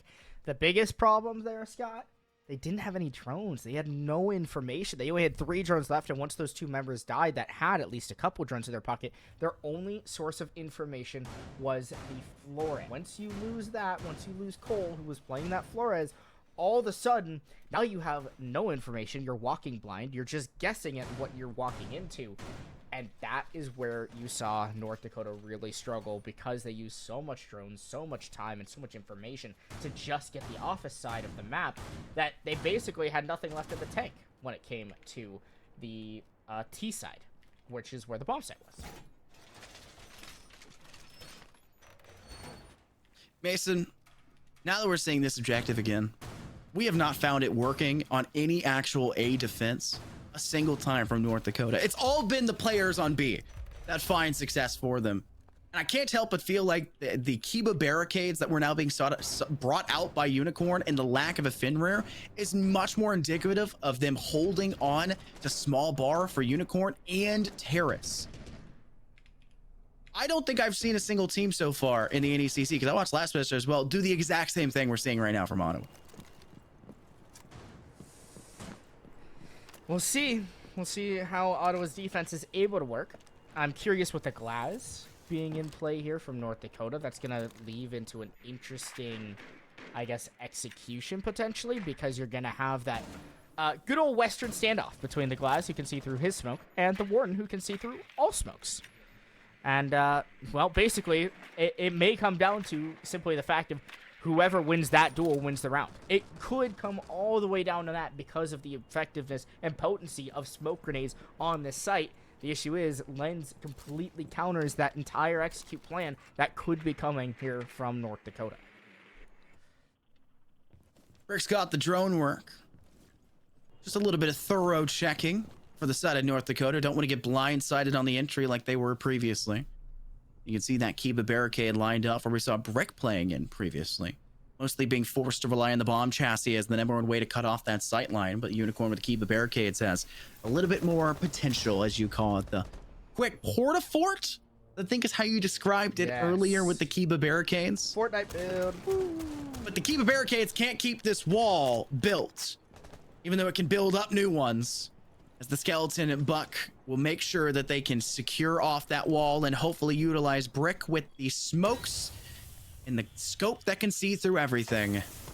That thermal ability to try to work it in. And you combo that with a Dokkaebi call. They know for a fact that Unicorn is there, but Unicorn can hide back, not peeking behind the Kiba barricade. And North Dakota has nothing they can do about it except pray they have nades, and they have 0 to work with here. There's really not a lot of time left here on the clock. North Dakota got to try to fight their way into the site. So far, they've not been able to do so, and that grenade might from actually working their way in. Renegade, though, taking matters in their own hands as the Thermite finding 2 huge picks. Toga will run out. They down Brick, but Renegade has found 3 as the Thermite onto members of Ottawa. And that's the biggest play here so far. Toga will throw a Toxic Babe in. It's not to find anyone, though. Cole, though, does get taken down by Lens. 20 seconds boiling down on the clock as it's a full retake here for Ottawa.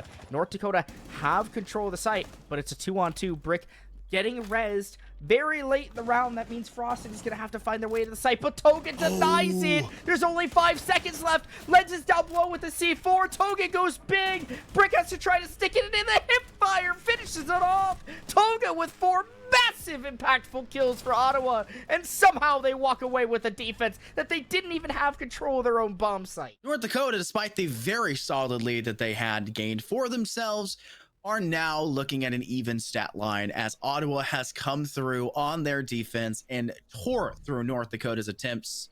It's 4-4 now, and it's not looking great if this continues in this way.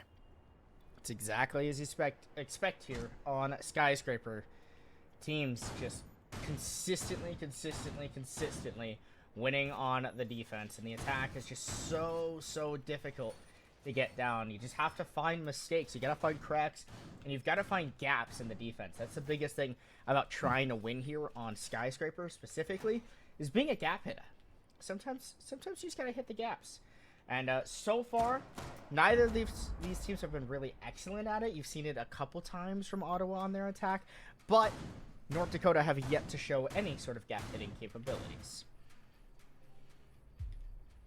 Even with the fact that they're not hitting the gaps, we're still seeing them find kills. It's just not influential ones that really dictate the final few moments of the round, because Ottawa's positioning is outperforming anything that North Dakota are really putting forward in the final few moments, because they've seen them get it close.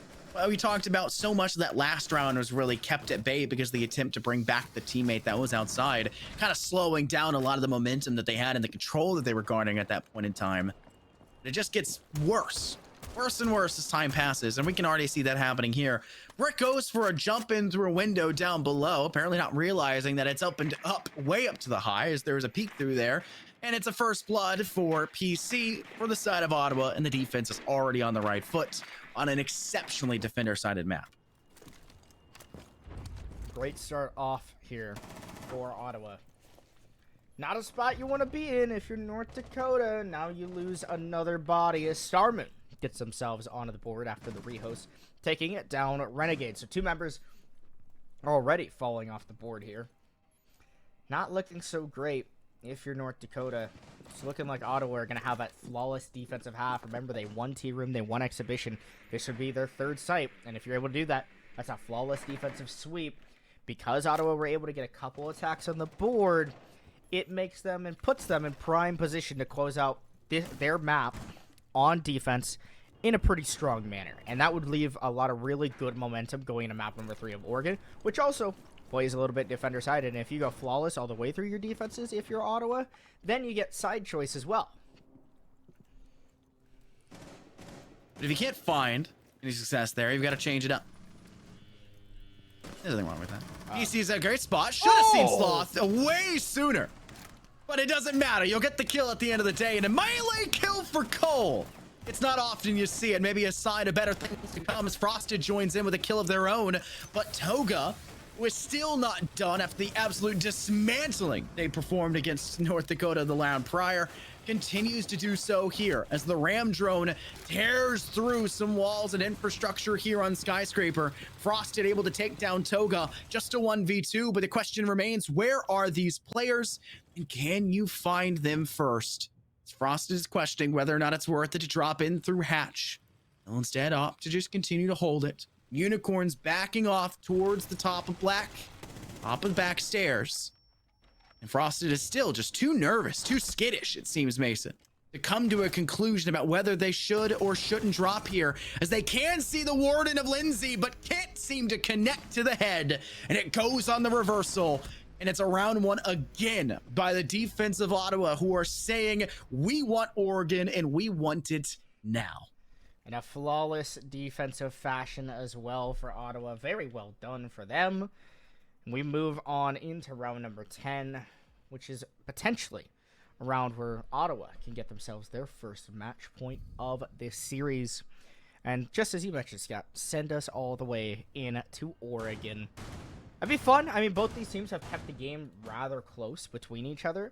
And if there's a round that I think Ottawa could step out in front, it is here. However, if you remember back to the first half of the game, which feels like forever ago now, North Dakota did start off with that 3-0, and then Ottawa were able to get 2 rounds here very swiftly. So maybe North Dakota will have that same feat. Maybe they'll have the same fate, maybe they'll have better fate, or maybe it'll be even worse, and Ottawa will secure this map in an 11 rounds rather than in 12, getting themselves that map advantage, or a side advantage, rather. Believe in it.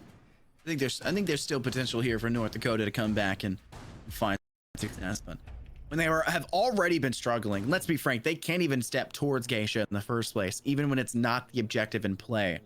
How were we expecting them to do so when it is the objective? And the defense will arguably be even more stalwart in these positions. Like in through that breach wall, we've seen so darn strong out of Dragon when you try to peek out of it from North Dakota. I don't know. I don't know what the answer is going to end up being, but I think you need a little bit more longer range potential. We need to be working on these sight lines. That's just something that's been noticeably absent coming out from their side. They're still working from the western side and trying to come towards the east. But they're from the eastern side and try to go towards the west. Sometimes the compass is always so weird to me visually. It always spins around. Yeah, it's always all over the place. But Ottawa are putting 2 players on the extension out this direction, which is 1 more than they usually do. And North Dakota still struggled against that 1. So imagine what's going to happen when they now have to deal with 2. Look how much time has already been burnt off the clock. 60 whole seconds. Not as many drones, I will admit. North Dakota have been better about being efficient with their drones. The issue is, it's probably because they're not using them and they're just stalling. They're not driving them in and taking space, which is what they were very good at in their first attacking round until they got to that midpoint. They still haven't even gotten this office wall open, Scott. They are crawling through this attack. I mean, it is painfully slow. It's got to get sped up. It has to come to a boiling point. South is just waiting. It's just way too little going on. They're forcing Brick into a 1v2 and praying they can find themselves a kill. And still somehow at the end of that, it's not Brick who dies. It comes up as Sloth instead, and Renegade is quickly in after the fact. Lindsay is a 1-man army holding down Terrace, and to make matters worse, they have control of Diffuser with Star Moon directly next to them. All of this for North Dakota has turned into this just egregious display of slow, scarce effectiveness on the attack. And it has to get fixed, or we're heading to a guaranteed 3rd map in the next 2 rounds. This one, all but over. Very little chances for the comeback to come through, as now Cole is the only one remaining. And the next one, if they play even 1/10 better than this, they still won't have enough. They need to get so much more effective on the attack.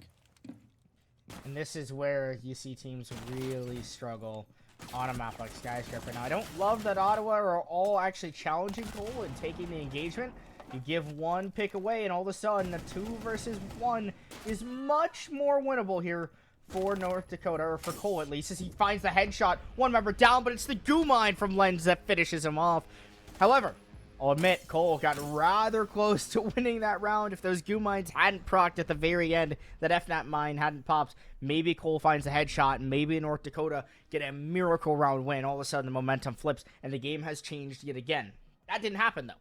Ottawa got the round win. They're now on match point, and they might just have enough gas left in the tank to finish off UND with a flawless defensive half from themselves, sending us into Oregon, with them, of course, being able to have that side advantage. Possibly last round now, Mason. For the map of Skyscraper before heading into a 3rd map. As North Dakota are facing an objective they've at least had a little bits of success on. The issue is, it didn't ever lead to anything at the end of the day. No win here. Bar their 1 defensive round. They split this 50-50 on defense, so they weren't even shooting 100 for it on the other half. Unlike Ottawa, who has now had a very solid way to defend this and has had no troubles with UND Green. They've gone flawless so far in the second half, which is exactly what you're asking for at a defending team on Skyscraper. So this will also the last 2 rounds. I'm getting a lot of tongue action involved there apparently in those words. This is also the last 2 rounds where we saw Ottawa find their 2 attacking round wins and really upset that North Dakota side and kind of turn things back around in its head. So it's still very possible. And maybe we can hope that, 2 attempts here, both failing, and how slow they were, how wanting they were to go here last round, even though it was nowhere close to the objective, could lead to something, Mason, something here. But I still don't think their operator selection is really indicative of going to be capable of finding that. I don't think so either. I think that Ottawa are looking pretty much ready to send us into map number 3. Obviously, being on defense, you're very comfortable in this position. You've stacked up 4 rounds in a row. You're going for round number 5 to be straight up for you. It'd be huge. It could be big. But they've got to make sure that they still do the job that needs to get done, which is securing that win and getting themselves that advantage. Because if they don't, then I don't quite know how that tiebreaker is decided, whether it's just a coin flip because RD would be even should they finish out the map later on. Regardless, you just want to get it done as fast as possible and have the best RD, because later in the season, when we talk about playoff implications as well, that is also important to worry about. Sloth will put up an exothermic charge to trying to get themselves some sort of sight line in, and will possibly use that repel as a position of dominance. PC is the one person you have to be concerned with the most there. And it's really Renegade's responsibility here to use the skeleton key to flush out Unicorn, who was such a problem child for 2.5 minutes previously. For the side of Ottawa on their defense behind that Kiba barricade. Despite them bringing in the glass and the smoke canisters to try and take use of that, none of that's present here. But they'll still deal with Unicorn knowing how much of a problem they are. And it will be the first blood of the round, despite Cole now being only at about 15 HP. Still 60 seconds left with a man advantage. You can at least use Cole for drone work, and that's what the Twitch is good for. They gotta clear out some of that utility. They gotta find a safe space, and they're marking a lot of that barbed wire up on the staircase, which could be a way to slow down North Dakota if they opt to go that way. But I think they're gonna go for the breach instead, as the exothermic charge, the last one, goes ahead and detonates. Yeah, their shock drones are so pivotal to taking out those FNAT mines. You'll hear the Capital asphyxiating bolt proc inside of the site, try to force these players back and out of these comfortable anchor positions. You can see the chaos and the calamity in the bomb site as Ottawa run around. They try to rotate. They try to get themselves into defensive positions for the final execute incoming from North Dakota. Sloth has to hit the long shot. Able to get some damage out, but it's Brick that secures a good cleanup kill. 10 seconds left, though, and Renegade from Terrace able to find yet another one, but it's a TK for Brick. Frosted not allowed to contend. An attempt to try to get towards site to close out the diffuser will not matter, as Lindsay able to spray. The warning glass is giving them some sight lines, but not enough victory chances there from Small Bar, which has been so darn good for both teams, I would argue, but mostly for Ottawa, as North Dakota will find their first attacking round win and the last possible chance they have now coming into this next one, where they have to get another if they don't want to see a map 3 and force OT. Calling the answer backs. They answer back in a massively important round. If you got to do it one more time, another opening pick in their favor certainly would help North Dakota to achieve that feat. Of course, getting that opener last time around where Renegade was able to take down Unicorn. That's the Azami going down, which early on that site, very important operator to have up later on because of those defensive positions that can be established via the Kiba barriers by either blocking off lines of sight or creating new effective shields for yourself as a defender. On the other end, North Dakota, they worked the round really well. They got the picks where they needed to, they worked together, and they flowed effectively as a team overall, and that's what I've failed to see them do throughout their attacks thus far. Finally, they get themselves on the board. Finally, they're able to get an attacking win, and maybe they're able to transpire that and roll over another attacking win on Exhibition Office. That would be huge, that would be pivotal, and that would be great for North Dakota. North Dakota now heading into the final. Operator selection. About what you'd expect after the wow, man, Mason, I am struggling here in the final few moments of this map. After the success they found with a very similar lineup, or the exact same lineup in the previous round, why change things up too much? Unicorn, your job here is the most important one you've ever seen. Can you still sit behind table with the Kiba barricade? Yes. Can you do it for as long as you did in the previous round? I do not think that is the case. The moment you hear footsteps below and a single skeleton key shot to ring out, you've got to get away from that front and you've got to find a new angle, because you can already see UND Green are trying to tear down that wall first before engaging elsewhere from the floorboards below, because they want to try to change the strategy up. They know you're going to run, so they want to cut down the sight lines for you to run by having that player on repel be capable of doing so on that outside breach. It's just a matter of clearing that utility, which it looks like North Dakota are kind of struggling to do with the mute jammers placed around. Very interesting how different of attack North Dakota are going for now. They completely rotate and flip themselves around the map. They'll use and try to leverage their operators, hopefully some flashbangs potentially out of the pocket of Frosted to get themselves in. Or maybe it'll be Buck and Renegade, who's able to take down PC, who was running around downstairs all willy-nilly on their own bottom house. That gives Renegade free reign, free access down below, getting rid of those mute jammers so that Sloth can get this main wall open and the job can be finished off by UND to bring us into overtime here on Skyscraper. Renegade's using the skeleton key from below. This one really just to clear out any of the utility that's there on that wall. Unicorn is still not being pressed away, with that man advantage now being completely null and mute. With Lindsay's frag onto Brick. North Dakota will have to reevaluate where they attempt to move in from, because it doesn't seem like Gong is that safe with the player inside Terrace. They're still there, having fallen back, and it's purely a guessing game. They're holding closer to the door. I would like to believe that Star Moon's holding an angle that could even protect them, but it will not matter. Cole with the F2 able to deny Lindsay's position, and Star Moon able to get a shot back. It is a neck-and-neck engagement between North Dakota and Ottawa. As 30 seconds left on the clock, Mason, what has to happen for North Dakota? Because they've got so little time to get it done. They lost their smoke bolts from the Kappa Town, the asphyxiating bolts to move their players, but if Cole's able to collect and capitalize on these kills, then maybe North Dakota can walk in and take control, winning 2 last-minute attacking rounds here on Skyscraper. Unicorn watches the Ace of Sloth walk in, just live, stay alive as long as possible, but you get swung from Samurai, you find 1, but a great refrag, excellent trade job by North Dakota. They win their fights in the end, and they send us into overtime on map number 2.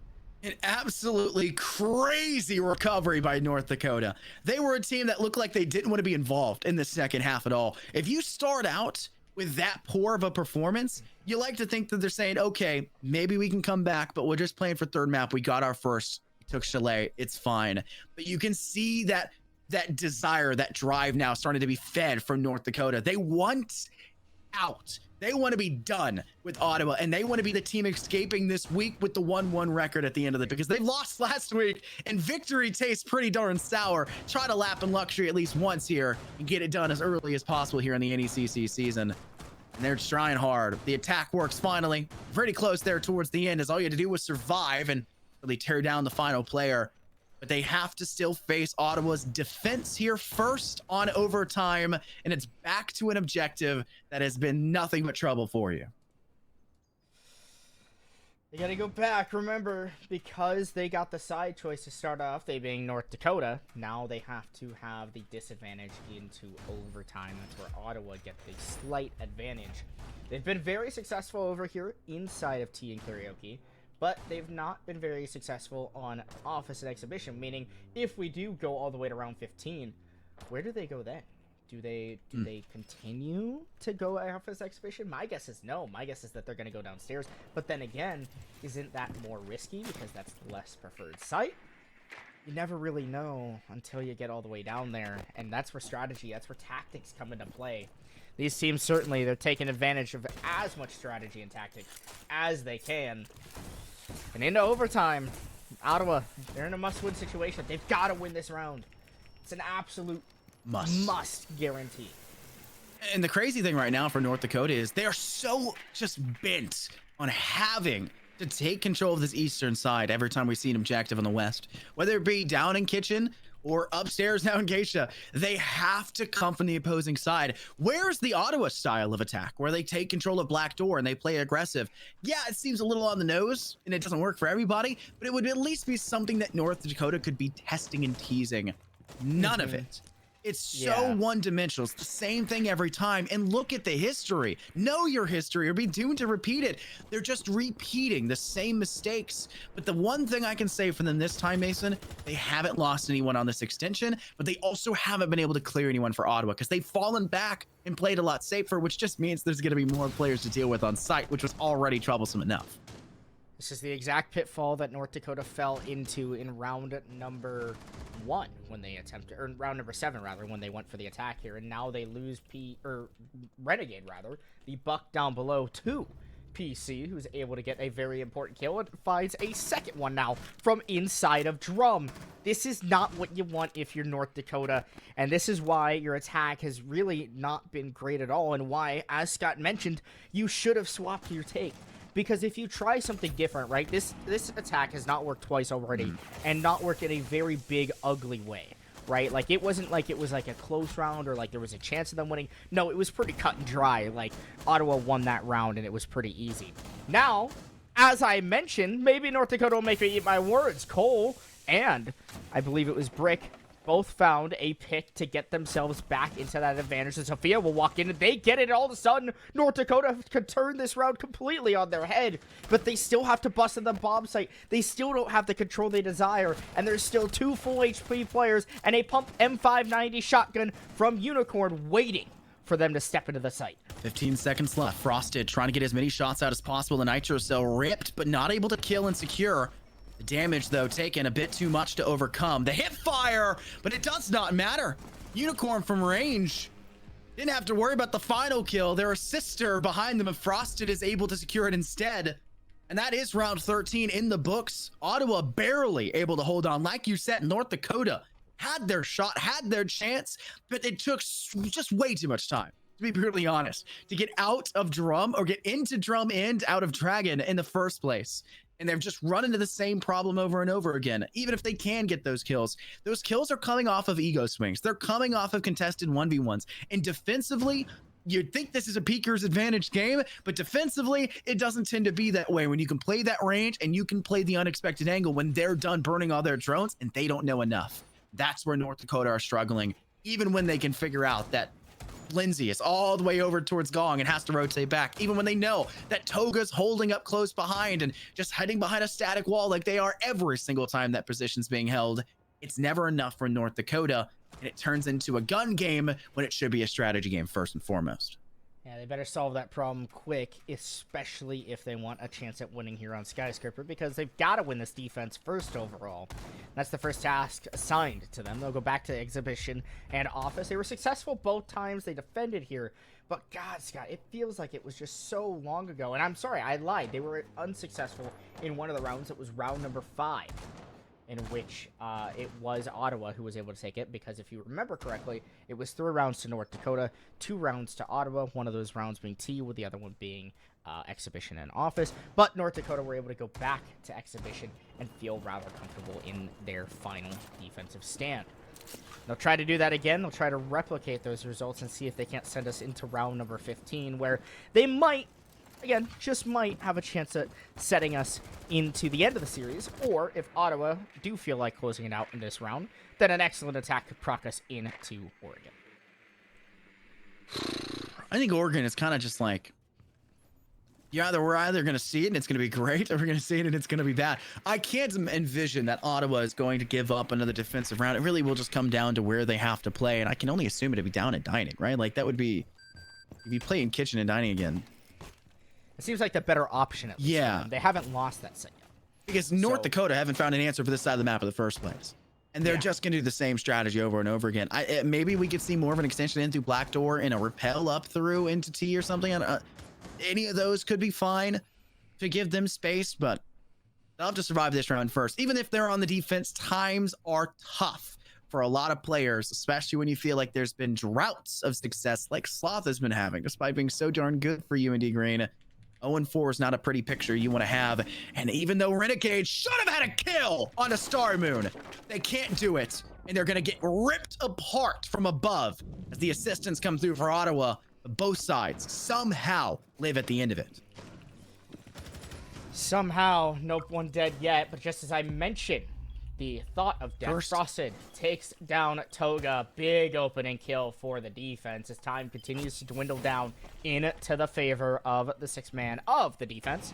You effectively play it as a 6 versus 4 now here for Ottawa, which puts them in even a more hard pitfall through the rest of this round. Brick collecting another kill makes it even more difficult, and we just may see all 15 rounds if Ottawa are not able to find their way into the site, which currently they're completely stalwart and locked down. Another one bites the dust. It's PC this time. Sloth finally putting their name on the board in this second, I would say, the restart of this map. They were getting kills before it, but, you know, stats don't lie when you can only see what's happened post-reset. They've not been doing so hot in the last 4 rounds, and this 5th one's finally cooking up something into gear. They will go down eventually, though. Happy with their 1, but maybe not happy with the fact that 2 more teammates also will meet their end, putting Renegade and Matters into their own hands from below. They couldn't get the first kill to start this round, but they'll get the 2 needed to finish it, securing with a UMP of all things from below as a castle their OT defensive round, and they have to go back on the attack. And I would be shaking in my boots if I was North Dakota, because it's your round to win, and it's Ottawa's round to lose. And they are not keen on doing so. In Ottawa, you can see they're talking. They're like, which site do we go to? And it is going to be that of Kitchen Barbecue. They better get their operators locked in rather soon. And hopefully North Dakota can read into this and have extra time to plan their attack.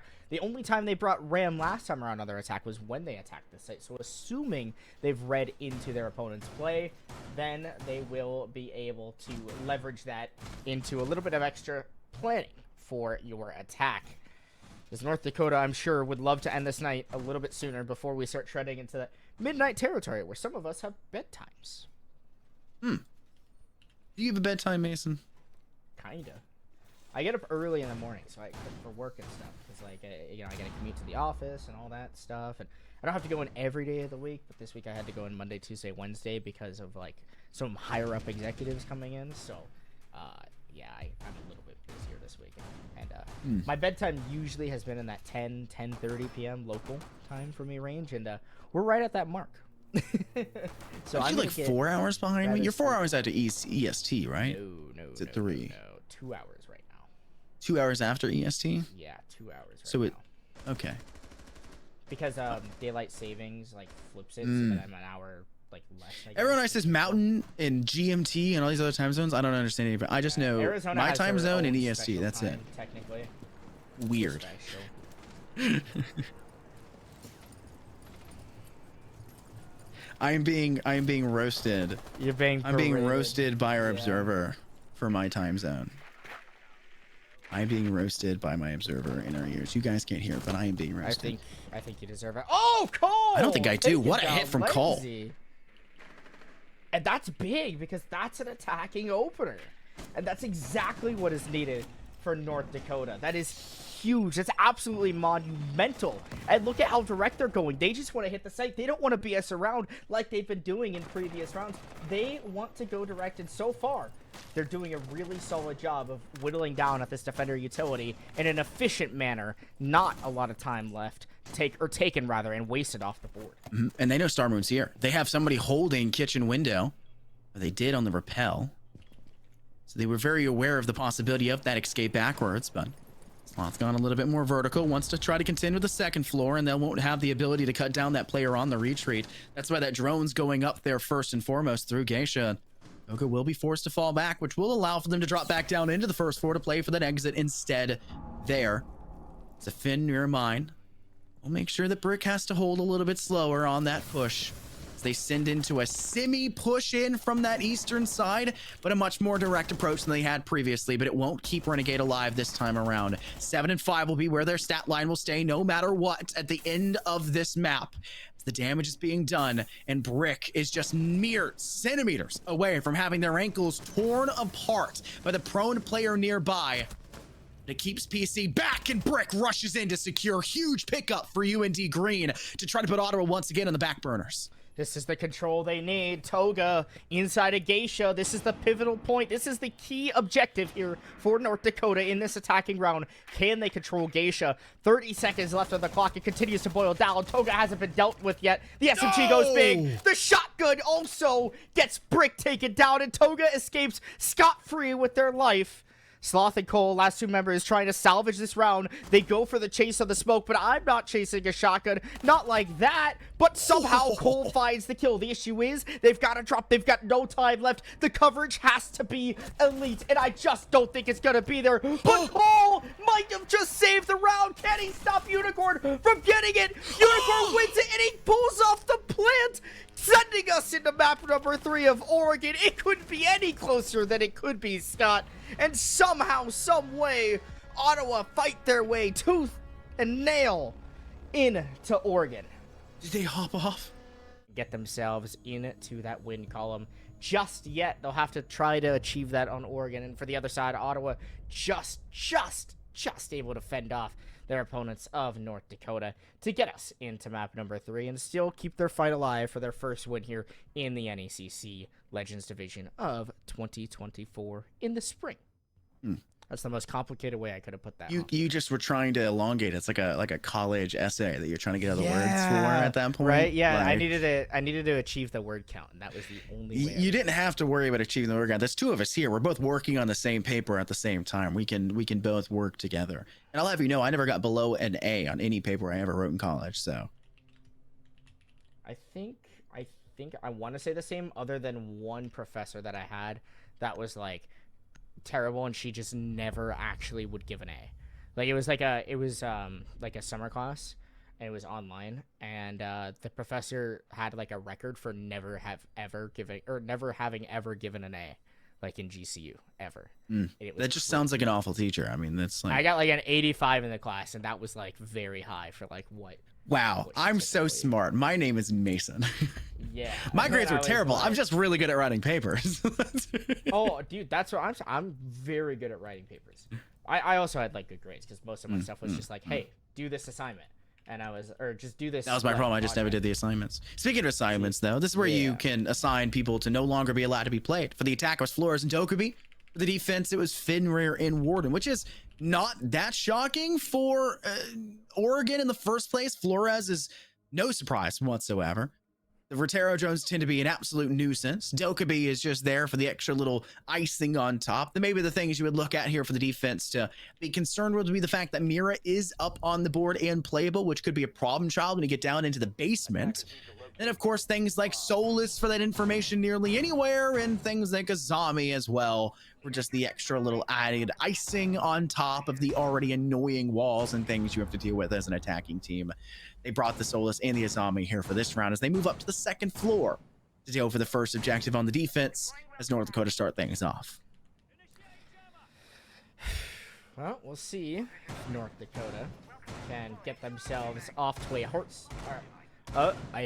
start here on Oregon. Of course, it is also typically one of the defender-sided maps, but I will argue this. It has gotten into a more 3-3 type of split, and as teams again get more and more comfortable with attacking Oregon, it's a map that everyone at this point in Rainbow Six Siege kind of knows how to play, knows how to go for a basic attack, knows how to go for a basic defense. It's just perfecting it and making less mistakes than your opponents.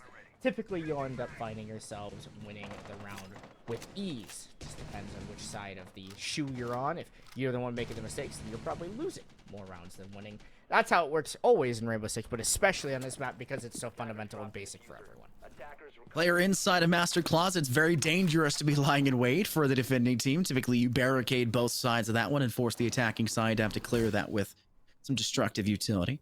But now, when you just sit there with the Mossberg in hand, you can be a little bit more annoying than just that. The issue is, it's a lot of commitment to make for a single player, but it's also why you have a nitro cell in the pocket to really make matters even worse. You break down portions of that barricade, you see that it's open. What sort of call do you make? Well, let's just keep breaking it down so we can get an entry. Well, you break it up perfectly for the nitro cell to come out and take down your diffuser carrier of Unicorn, and that means no Selmas, which thankfully you probably don't even need anyways on that side because they've left it open. But should they choose to just go ahead and reinforce it now, if they have any remaining, which fortunately does seem like they do, you'd be left with nothing on that side of the map to work your way in, and you'd have to step through Trophy instead, where you're already down yet another player, as Lindsay tried to go on that rappel and quite literally bit the bullet in the process. It's unlucky to lose that ace, especially if Ottawa realize it and they make the correct call, going and reinforcing off that master wall. That'd be the smart way. Of course, you do have PC who could still bring out those Maverick Torch. What was it called? I guess it's just the Maverick Torch, right? It's a blowtorch. It's Mav torch, yeah, blowtorch. Yeah, it's just a blowtorch, right? Yeah, okay. I felt like I wanted to say like breaching torch or something like that. I'm like, no, it's just a blowtorch. You can rotate that over there. Oh my god, no way. Star Moon tries to hop into attic, and they get fried by the pre-fire C4 from Cole. They get decimated and dusted. It's looking all the way towards a North Dakota round. At least all signs are pointing in that direction. You've got Brick still even working up on this rear stairs flank, but it doesn't matter because everyone's getting kills for North Dakota. It's a flawless round. They clean house. They wipe the floor with their opponents. They basically just run at Ottawa, and they're wanting to end this map potentially rather early, considering how aggressive they're getting and just running at their opponents. I mean, they're taking the fights straight to Ottawa, very similar to how they did on map number 1. They started off really well on map number 1. Of course, it got a little dirty in between and towards the end of the first half and very much so at the start of the second, but If they can kind of deny that sort of potential from Ottawa and just kind of keep them kind of cramped in, this should be a pretty clean, cut and dry scenario for them. But we're down into the basement, and I mentioned that Mira being left unbanned. They don't opt to go for it, which is one of those shots they go. It's kind of 50-50. Some teams still really like to have that mirror window placed over their shorts. They have the sight line towards laundry and laundry staircase. Some teams like to just bring a little bit more of the static quo, where you say, hey, mirror's usually banned anyways and has been banned for so long. Why would we worry about bringing it here when there's so many more new agents and just agents in general that get kind of adjusted that we would rather be concerned with in banning and just not be worried about whatsoever. Brick, though, on that roam game with the soul list will probably more likely than not be over towards Big Tower would be my guesstimate. They know that the side of Ottawa is likely to play out and spawn on that eastern side. That's where I fear most of that presence is going to come in down towards Barrel, because Amontane is on the board for PC. And I don't think there's many players, or they weren't many players at the time, actually stacked up ready for that for North Dakota. And if the swiftness was key, it could have been a great way to rush in fast, and they combo it with a glass of all things to make matters even worse, as PC will be separated from the backline thanks to a Toxic Babe. Oh, and that smoke of Renegade has been completely flashed out. Continue to throwing those Toxic Babes. PC is going to take a lot of damage, but somehow they get out, not completely unscathed, but more unscathed than they probably should have, getting out at least with 50 HP or so. So far, though, good stall effort by North Dakota to at least stop the Monty and the rest of Ottawa from getting in, but Renegade picks up a kill and also has lit the Monty up to such low HP that they can't really take the engagement. And Frosted will clean up yet another kill for North Dakota. They just completely stop and stunt this attack as PC. Sure, they find one kill on Nicole, but all you need is one of those shotgun pellets to take down and at least bring that Monty down to his knees, if not all the way to their grave. As PC will still continue to get aggressive, but the Unicorn is still locked out outside of the building, and PC being on such low HP, one impact from the Solace of Brick will put him down for good, and there it is. PC gets downed and is fully finished off. Sure, the Nomad is down Frosted, but Brick will reposition down to the prone, finish off Unicorn, and finish off the second round win in a row on the defense here for Oregon. I mean, just look at the way that Ottawa were trying to play that one so aggressively. The Montaigne play and the desperation that came out from Renegade there to survive that. Toxic Babes being sent is not shocking considering what was going down, but all of them at once was the shocking part to note. And the fact that we still saw PC engaging so desperately. Where was the rest of the team? Were they watching for that one? They nearly couldn't have. The smoke canisters that were placed were blocking out the sight lines anyways. So how did they lose the three other players engaging from the same door frame? It's because they weren't watching towards Harry Potter. They weren't keeping control of Blue Tarp as cleanly as they should have. And they weren't aware of how North Dakota were playing that because they didn't do any drone work truly prior in that area before just extending their Montaigne in towards bunker. It takes a little bit of wiggle room. It takes a little bit of give and take to make sure that you can get that surprise factor. You gotta know things first, or you're both stepping into an unknown. And North Dakota have already shown that they know how to handle themselves on this map, and you're just testing a shark in blood-infested waters. We go over to that tertiary bomb site. This is where Ottawa have their best chance at getting a round on the board. They're going to elect to go with this big tower style clear. At least it appears that the operators and the spawns that they've selected, how they want to attack this site. You've got the OSA. What you're going to do with that is open up the attic wall with thermite, and then you're going to open up the stage wall with thermite, and then you're going to place a Talon shield, one at the top of attic stairs, or tier 2 stairs, whatever, tower stairs, right? Looking in towards attic, denying that hatch play from the defense. And then you're going to place the other one, or use the other one rather, to walk into the site, place it down, and then plant right behind it as a safety net. Smoke canisters have to be at the ready if you're on the attack trying to move in, especially when you know that you are trying to clear out all the sight lines available for North Dakota. Player up inside of rafters, trying to make control of that rafters window. PC was in a bit of a spot trying to go for the rappel downwards, but it's not them who will go down first, it's Star Moon. This tertiary bomb site, though considerably weaker than the other two we've now seen, still has its trials and tribulations for an attacking team to deal with, and there are no qualms yet for North Dakota. They left that one single wall of this bottom stage reinforcement open, And it's just enough to throw a wrench in the ideations of Ottawa as they'll lose yet another one. This one finally PC from the player up above of Sloth and Rafters, who is yet to be even contested from this trophy opening that's been created and left open by them. Where's the aggression, Ottawa? Where was the commitment when you knew those shots were coming out in the first place? It's too cut and dry. No refragging, which is the same problem y'all had on Chalet. Y'all managed to come back with on our skyscraper, but man, they faced it on Chalet, Mason. Yeah, I'm gonna just be real blunt here. How does it take you a minute and a half plus to open the attic wall when your entire take is completely centric around opening attic and opening the stage wall, right? It took you almost 2 minutes to get in the big tower, get that attic wall open, and you lost 2 picks. Finally, you've only gotten 1 back, but does it really matter? I mean, you've just lost so much time. You're going to try to contest this angle. I guess it works out as Frosted is worse for wear in there, but Brick laying on the floor as he does best. Finds a nice kill on a Unicorn. Renegade will swing from behind. A great flank and retake. Toga finds himself in the site completely evicted by his opponents. And they'll try to retake. Cole will drop down. The issue is Diffuser's been dropped above. All Ottawa have to do, or all North Dakota rather have to do, is just sit upstairs. But instead, they drop. They don't know they have the Diffuser control. This makes a very winnable situation for Toga. The issue is, on such low HP, not a lot of utility, and 0 information on his opponents. There's really not much he can do. Brick, yet again, from the floor, will find a kill on a Toga, and another round win, making it a flawless half here for North Dakota. It's just continuing for them. The success they've strung together, and now you're heading back up to the second floor, which started off on a horrible foot for Ottawa in their attempt in round 1. The Nitrosil out of master bedroom door into the small balk, taking down your single hard breach on that side. If North Dakota had opted to reinforce that closet window and just fall back after that point, you would have had no chance to do anything afterwards, and you even failed to get control of Rafters in the first place. And it's not the only time we've seen that. How long did it take them in the previous round?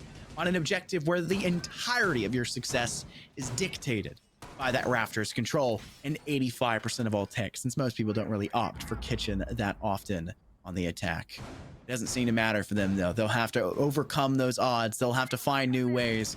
North Dakota are setting up very strongly up in Rafters. A shield placed in center at top.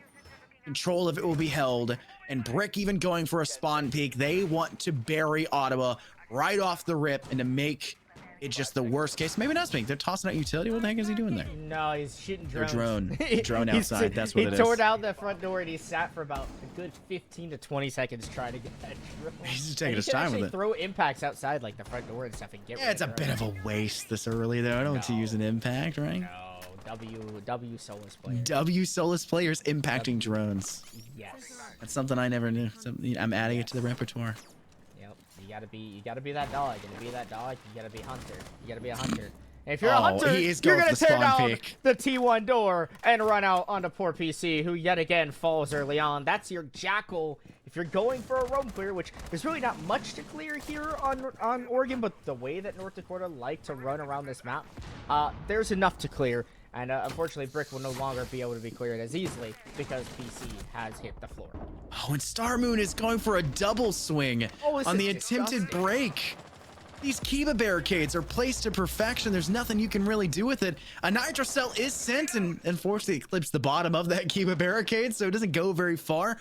But the damage that Star Moon got dealt to them there means that no matter what with this Mossberg, if a shot gets out, it is going to kill 99 times out of 100. And that is a statistical anomaly I could not ask or pray for if you're an Ottawa player. Sloth does take a bit of damage there after the call comes out from the Lion. Sloth will be able to set up a Kiba barricade to have some semblance of control of their towards window and game stream, but it's big window that I'm more concerned with, as Ottawa has actually opted to go for a more tertiary sort of attack. No one off towards Rafters, and instead a lot of presence up on this hall roof, where they have that big window control and can try to step in from there. And that's where you still need that player Renegade to be dealt with, and you haven't done it. And that SMG-11, it's good at range, Mason. It's not going to be stopped, even if you think you can. I don't like tempting fate there, though, as Renegade. It's not worth to try to quick peek and jiggle peek your way into an angle that your opponents are already or most likely holding, especially with the longer range scopes of the 1.5s that so many attackers have access to. Starmoon with a nice grenade gets one pick onto Frosted. That's inside of it. And now Toga will try to walk down. The issue is there's a frostbite. If you jump down right into your own grave, the Y finds one, but is traded out. It's Lenzy to get a kill, but Brick has hopped out of small tower, regaining control of that top small tower control. But North Dakota clean up house very nicely. Cole with a couple of swift kills from inside a trophy, collects a bag. Very nicely done, and it's 4 straight rounds here for North Dakota. It's like an entirely different Ottawa team is in this lobby, Scott. It feels like they've let their little brothers on the controllers instead, right? That's usually you'd say they look like a new team, look like a turn over a new leaf, and they let their little brother pick up on the sticks, right? And so they're all of a sudden doing better. It's the total opposite right now. I don't know what's happened to Ottawa, which is very sad to see. They're an exceptionally good team. We saw all of that in map 2, and we saw great glimpses of it in map 1, but North Dakota looks like they've just taken a new step forward. They've completely forgotten what's happened in map 2, and they're still remembering the positives that they gained in map 1 with that win, and they want to finish things off absolutely for our third and final map here on Oregon. It may be the go-to map for every team, but it looks like it's North Dakota's everything right here and now. They're up 4-0. Back down to the basement, which was just also a pitiful attempt from Ottawa with the Russian from Montaigne. And from the looks of things, I don't see the Monty getting picked. I think they're going to go for a more default push here. Yeah, it feels like that needs to be the case. The issue is they just have to get something on the board, right? Going into your attacking half, into your defending half rather, you would really like to at least have a round or two so that there's not so much pressure to also get that flawless half to try to send us into overtime. It is possible. These two teams seem to play very, very similarly when it comes to round win and output in their respective halves of attack and defense. But you don't want to be on the back end of that. You'd rather be on the front end just like North Dakota are, because there's less pressure on you to perform until you get into that later stage of the half. With North Dakota, they've already secured a nice 4-2 at the worst split. If not, they could get better and be 5-1 or even 6-0. Really, on Oregon, which is a map that is rather easier to attack than what it used to be previously. I'll have to see if it works out here for Ottawa in this round as they start to move in on that first floor.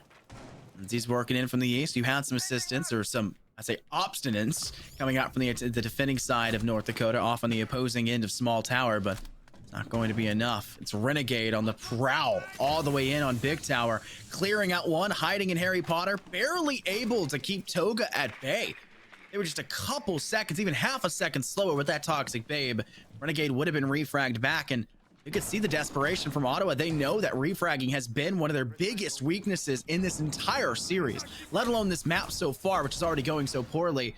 They're trying to recover from that fact, and North Dakota realized that, and they're falling back faster. They're setting up utility to deter, and they're sending 2 players there. Notice how Renegade had Sloth just mere meters away from them to have that extra assistance. So if there was a refrag, there's a refrag to the refrag. And they'll maintain that man advantage, which is everything that North Dakota wants. You lose that Habana, that's your range hard breach, and also your flashbangs to burn away Midas that are stopping grenades from killing players in important defensive anchor spots like Pillar. You also have Brick, who's still running around amok on the kitchen side. He'll run through, take down PC. Sloth taking down Lens. Not looking good at all here for Ottawa. University of North Dakota looking to potentially grasp even another flawless defensive round as Toga gets brought down to a sliver of HP. The Pokeball will not collect its character, but still, regardless, right? Ottawa just are struggling. They just can't get anything going. It seems like they have completely forgotten how to play the game, and North Dakota are just running amok on their own home territory, and they can do whatever they want to their opponents. Ottawa will take this time as a remainder for a timeout, talk this one through, and see if they can get at least one defensive round win here, or attacking round win, rather, on to Meeting in Kitchen. Brick saying save the KD. Toga, I'm not really sure has the KD to be too concerned with about that. 1-4. At least be better than the other 1-5 individuals on their team, which is 3 of them. It's very shocking, though, to see that there is only one player on the entirety of Ottawa that's been able to pick up more than a single kill in this map so far. And it's Unicorn. And Unicorn is a very good player. Unicorn was also the player that struggled, I think, the most, right, on map 1 of the day. Unicorn's also been the hard breach player Mm-hmm. on all of the attacking rounds. And you're which looking basically at means sorry to interrupt, which basically means your entries are dying so fast that the only player that can get kills is your hard breacher because everyone's already dead. So when your opponents just start running at you, it's essentially just impactless. I won't say baiting frags because your job is to technically stay alive until the wall gets open, and that's essentially how it is. But think about map 1. It's pretty rough. Think about map 1, how much Toga and Lindsay did for the team. Star Moon was really good too, right? But it was Toga and Lindsay that really straight up to give Ottawa the best chance. Didn't pan out for him, but map 2, how many rounds was it Toga on the defense holding that T-room wall, that breach that completely cut off the western side of the map on Skyscraper for North Dakota? Without Toga there, it was nearly any other player on the side of Ottawa. It probably would have been dealt with very quickly by North Dakota. At least a 1-for-1, if not, a 2-for-1, which would still be debatably good for North Dakota. Unlike what it actually turned into, which was mostly Toga getting 3Ks or 4Ks in one single spot. Toga's nowhere to be found, though. Where is Toga? Where is Lindsay on this map right now for Ottawa? I'll tell you where they are. They're getting taken out first. They're getting removed from the scenario. And like you said, it's putting hard breachers in a spot where they have to be the forerunner. And it's just not something you can work with. We highlighted in map 1 in Chalet. If you're in a 5v5, you can use a 5v5 strategy. But if you're down to 2 players, you can't bring the same strategy you were just trying to do. You're lacking over half of the utility you wanted. Well, Ottawa has had some time to discuss how they want to go for this attack, but my concern was the fact that they had to fully attack a repick as if they didn't know where the bomb site was going to be that they were attacking. So I'm a little bit worried that maybe some of that time spent as the extra timeout, because they had already pretty much lost the round with a 1 versus 4 with like 1 HP. You get to spend the time outside to talk about the next round. If that was spent more so arguing about random useless stuff or talking about the task at hand, which is getting the round win, which is necessary. Now, it seems like the job is getting done much more swiftly by Ottawa. They get that top attic wall open. They have the OSA put up at the top of attic, and now they get the OSA shield on to stage. So this is the attack we were expecting from Ottawa last time around. Now they've started to actually execute it and put it into practice. The issue is you've still got to actually get insight and get that diffuser down. That's the hardest part here. You still have to deal with Sloth, who is all but willing, it seems like, to still hold in attic for the most part. Has fallen back more so into the kids' bedrooms, kids' dorms, but doesn't mean that they can't re-step through that breach and try to fight for control. PC is holding down for as long as they can, and the Inox scanner could force them even further back once they see those track marks on the floor. PC isn't really opting for it, more so concerned being able to fire should the occasion arise, and that's where Renegade comes through effectively. Why have they not broken the castle barricade on Green Hall door? I'm not sure, but it just feeds the first blood in the favor of North, forcing Ottawa to fight 2 more in quick succession to try to risk brick on the flank. Takes 2 with the M870, but 2 is all you need to get that man advantage back in favor as Renegade goes home on Unicorn. Lindsay, what do you got? Because it's got to be a 3K, and I'll tell you what it is instead. A face full of shrapnel. It's a 6-0 half. Flawlessly for the side of North Dakota. Just as you said, Scott, why the hell did they not open the castle on Green Hallway? Like, that is the only place a defender could potentially punish you from when you go for the OSA shield plant. That's the only place it could potentially get punished from, is there. And they just completely forget about it? And they let a player sit close on the stairs with an M590, easily take out the OSA, and all of a sudden, your attack falls complete shambles into complete pieces. Ottawa, it looks like they're just, like, lost or out of steam. I don't know what's happened, but this is not the Ottawa team that we saw being so close in map 1 and 2 of Chalet and Skyscraper. It feels like they're almost outclassed here on Oregon, where North Dakota are very, very, very comfortable on this map.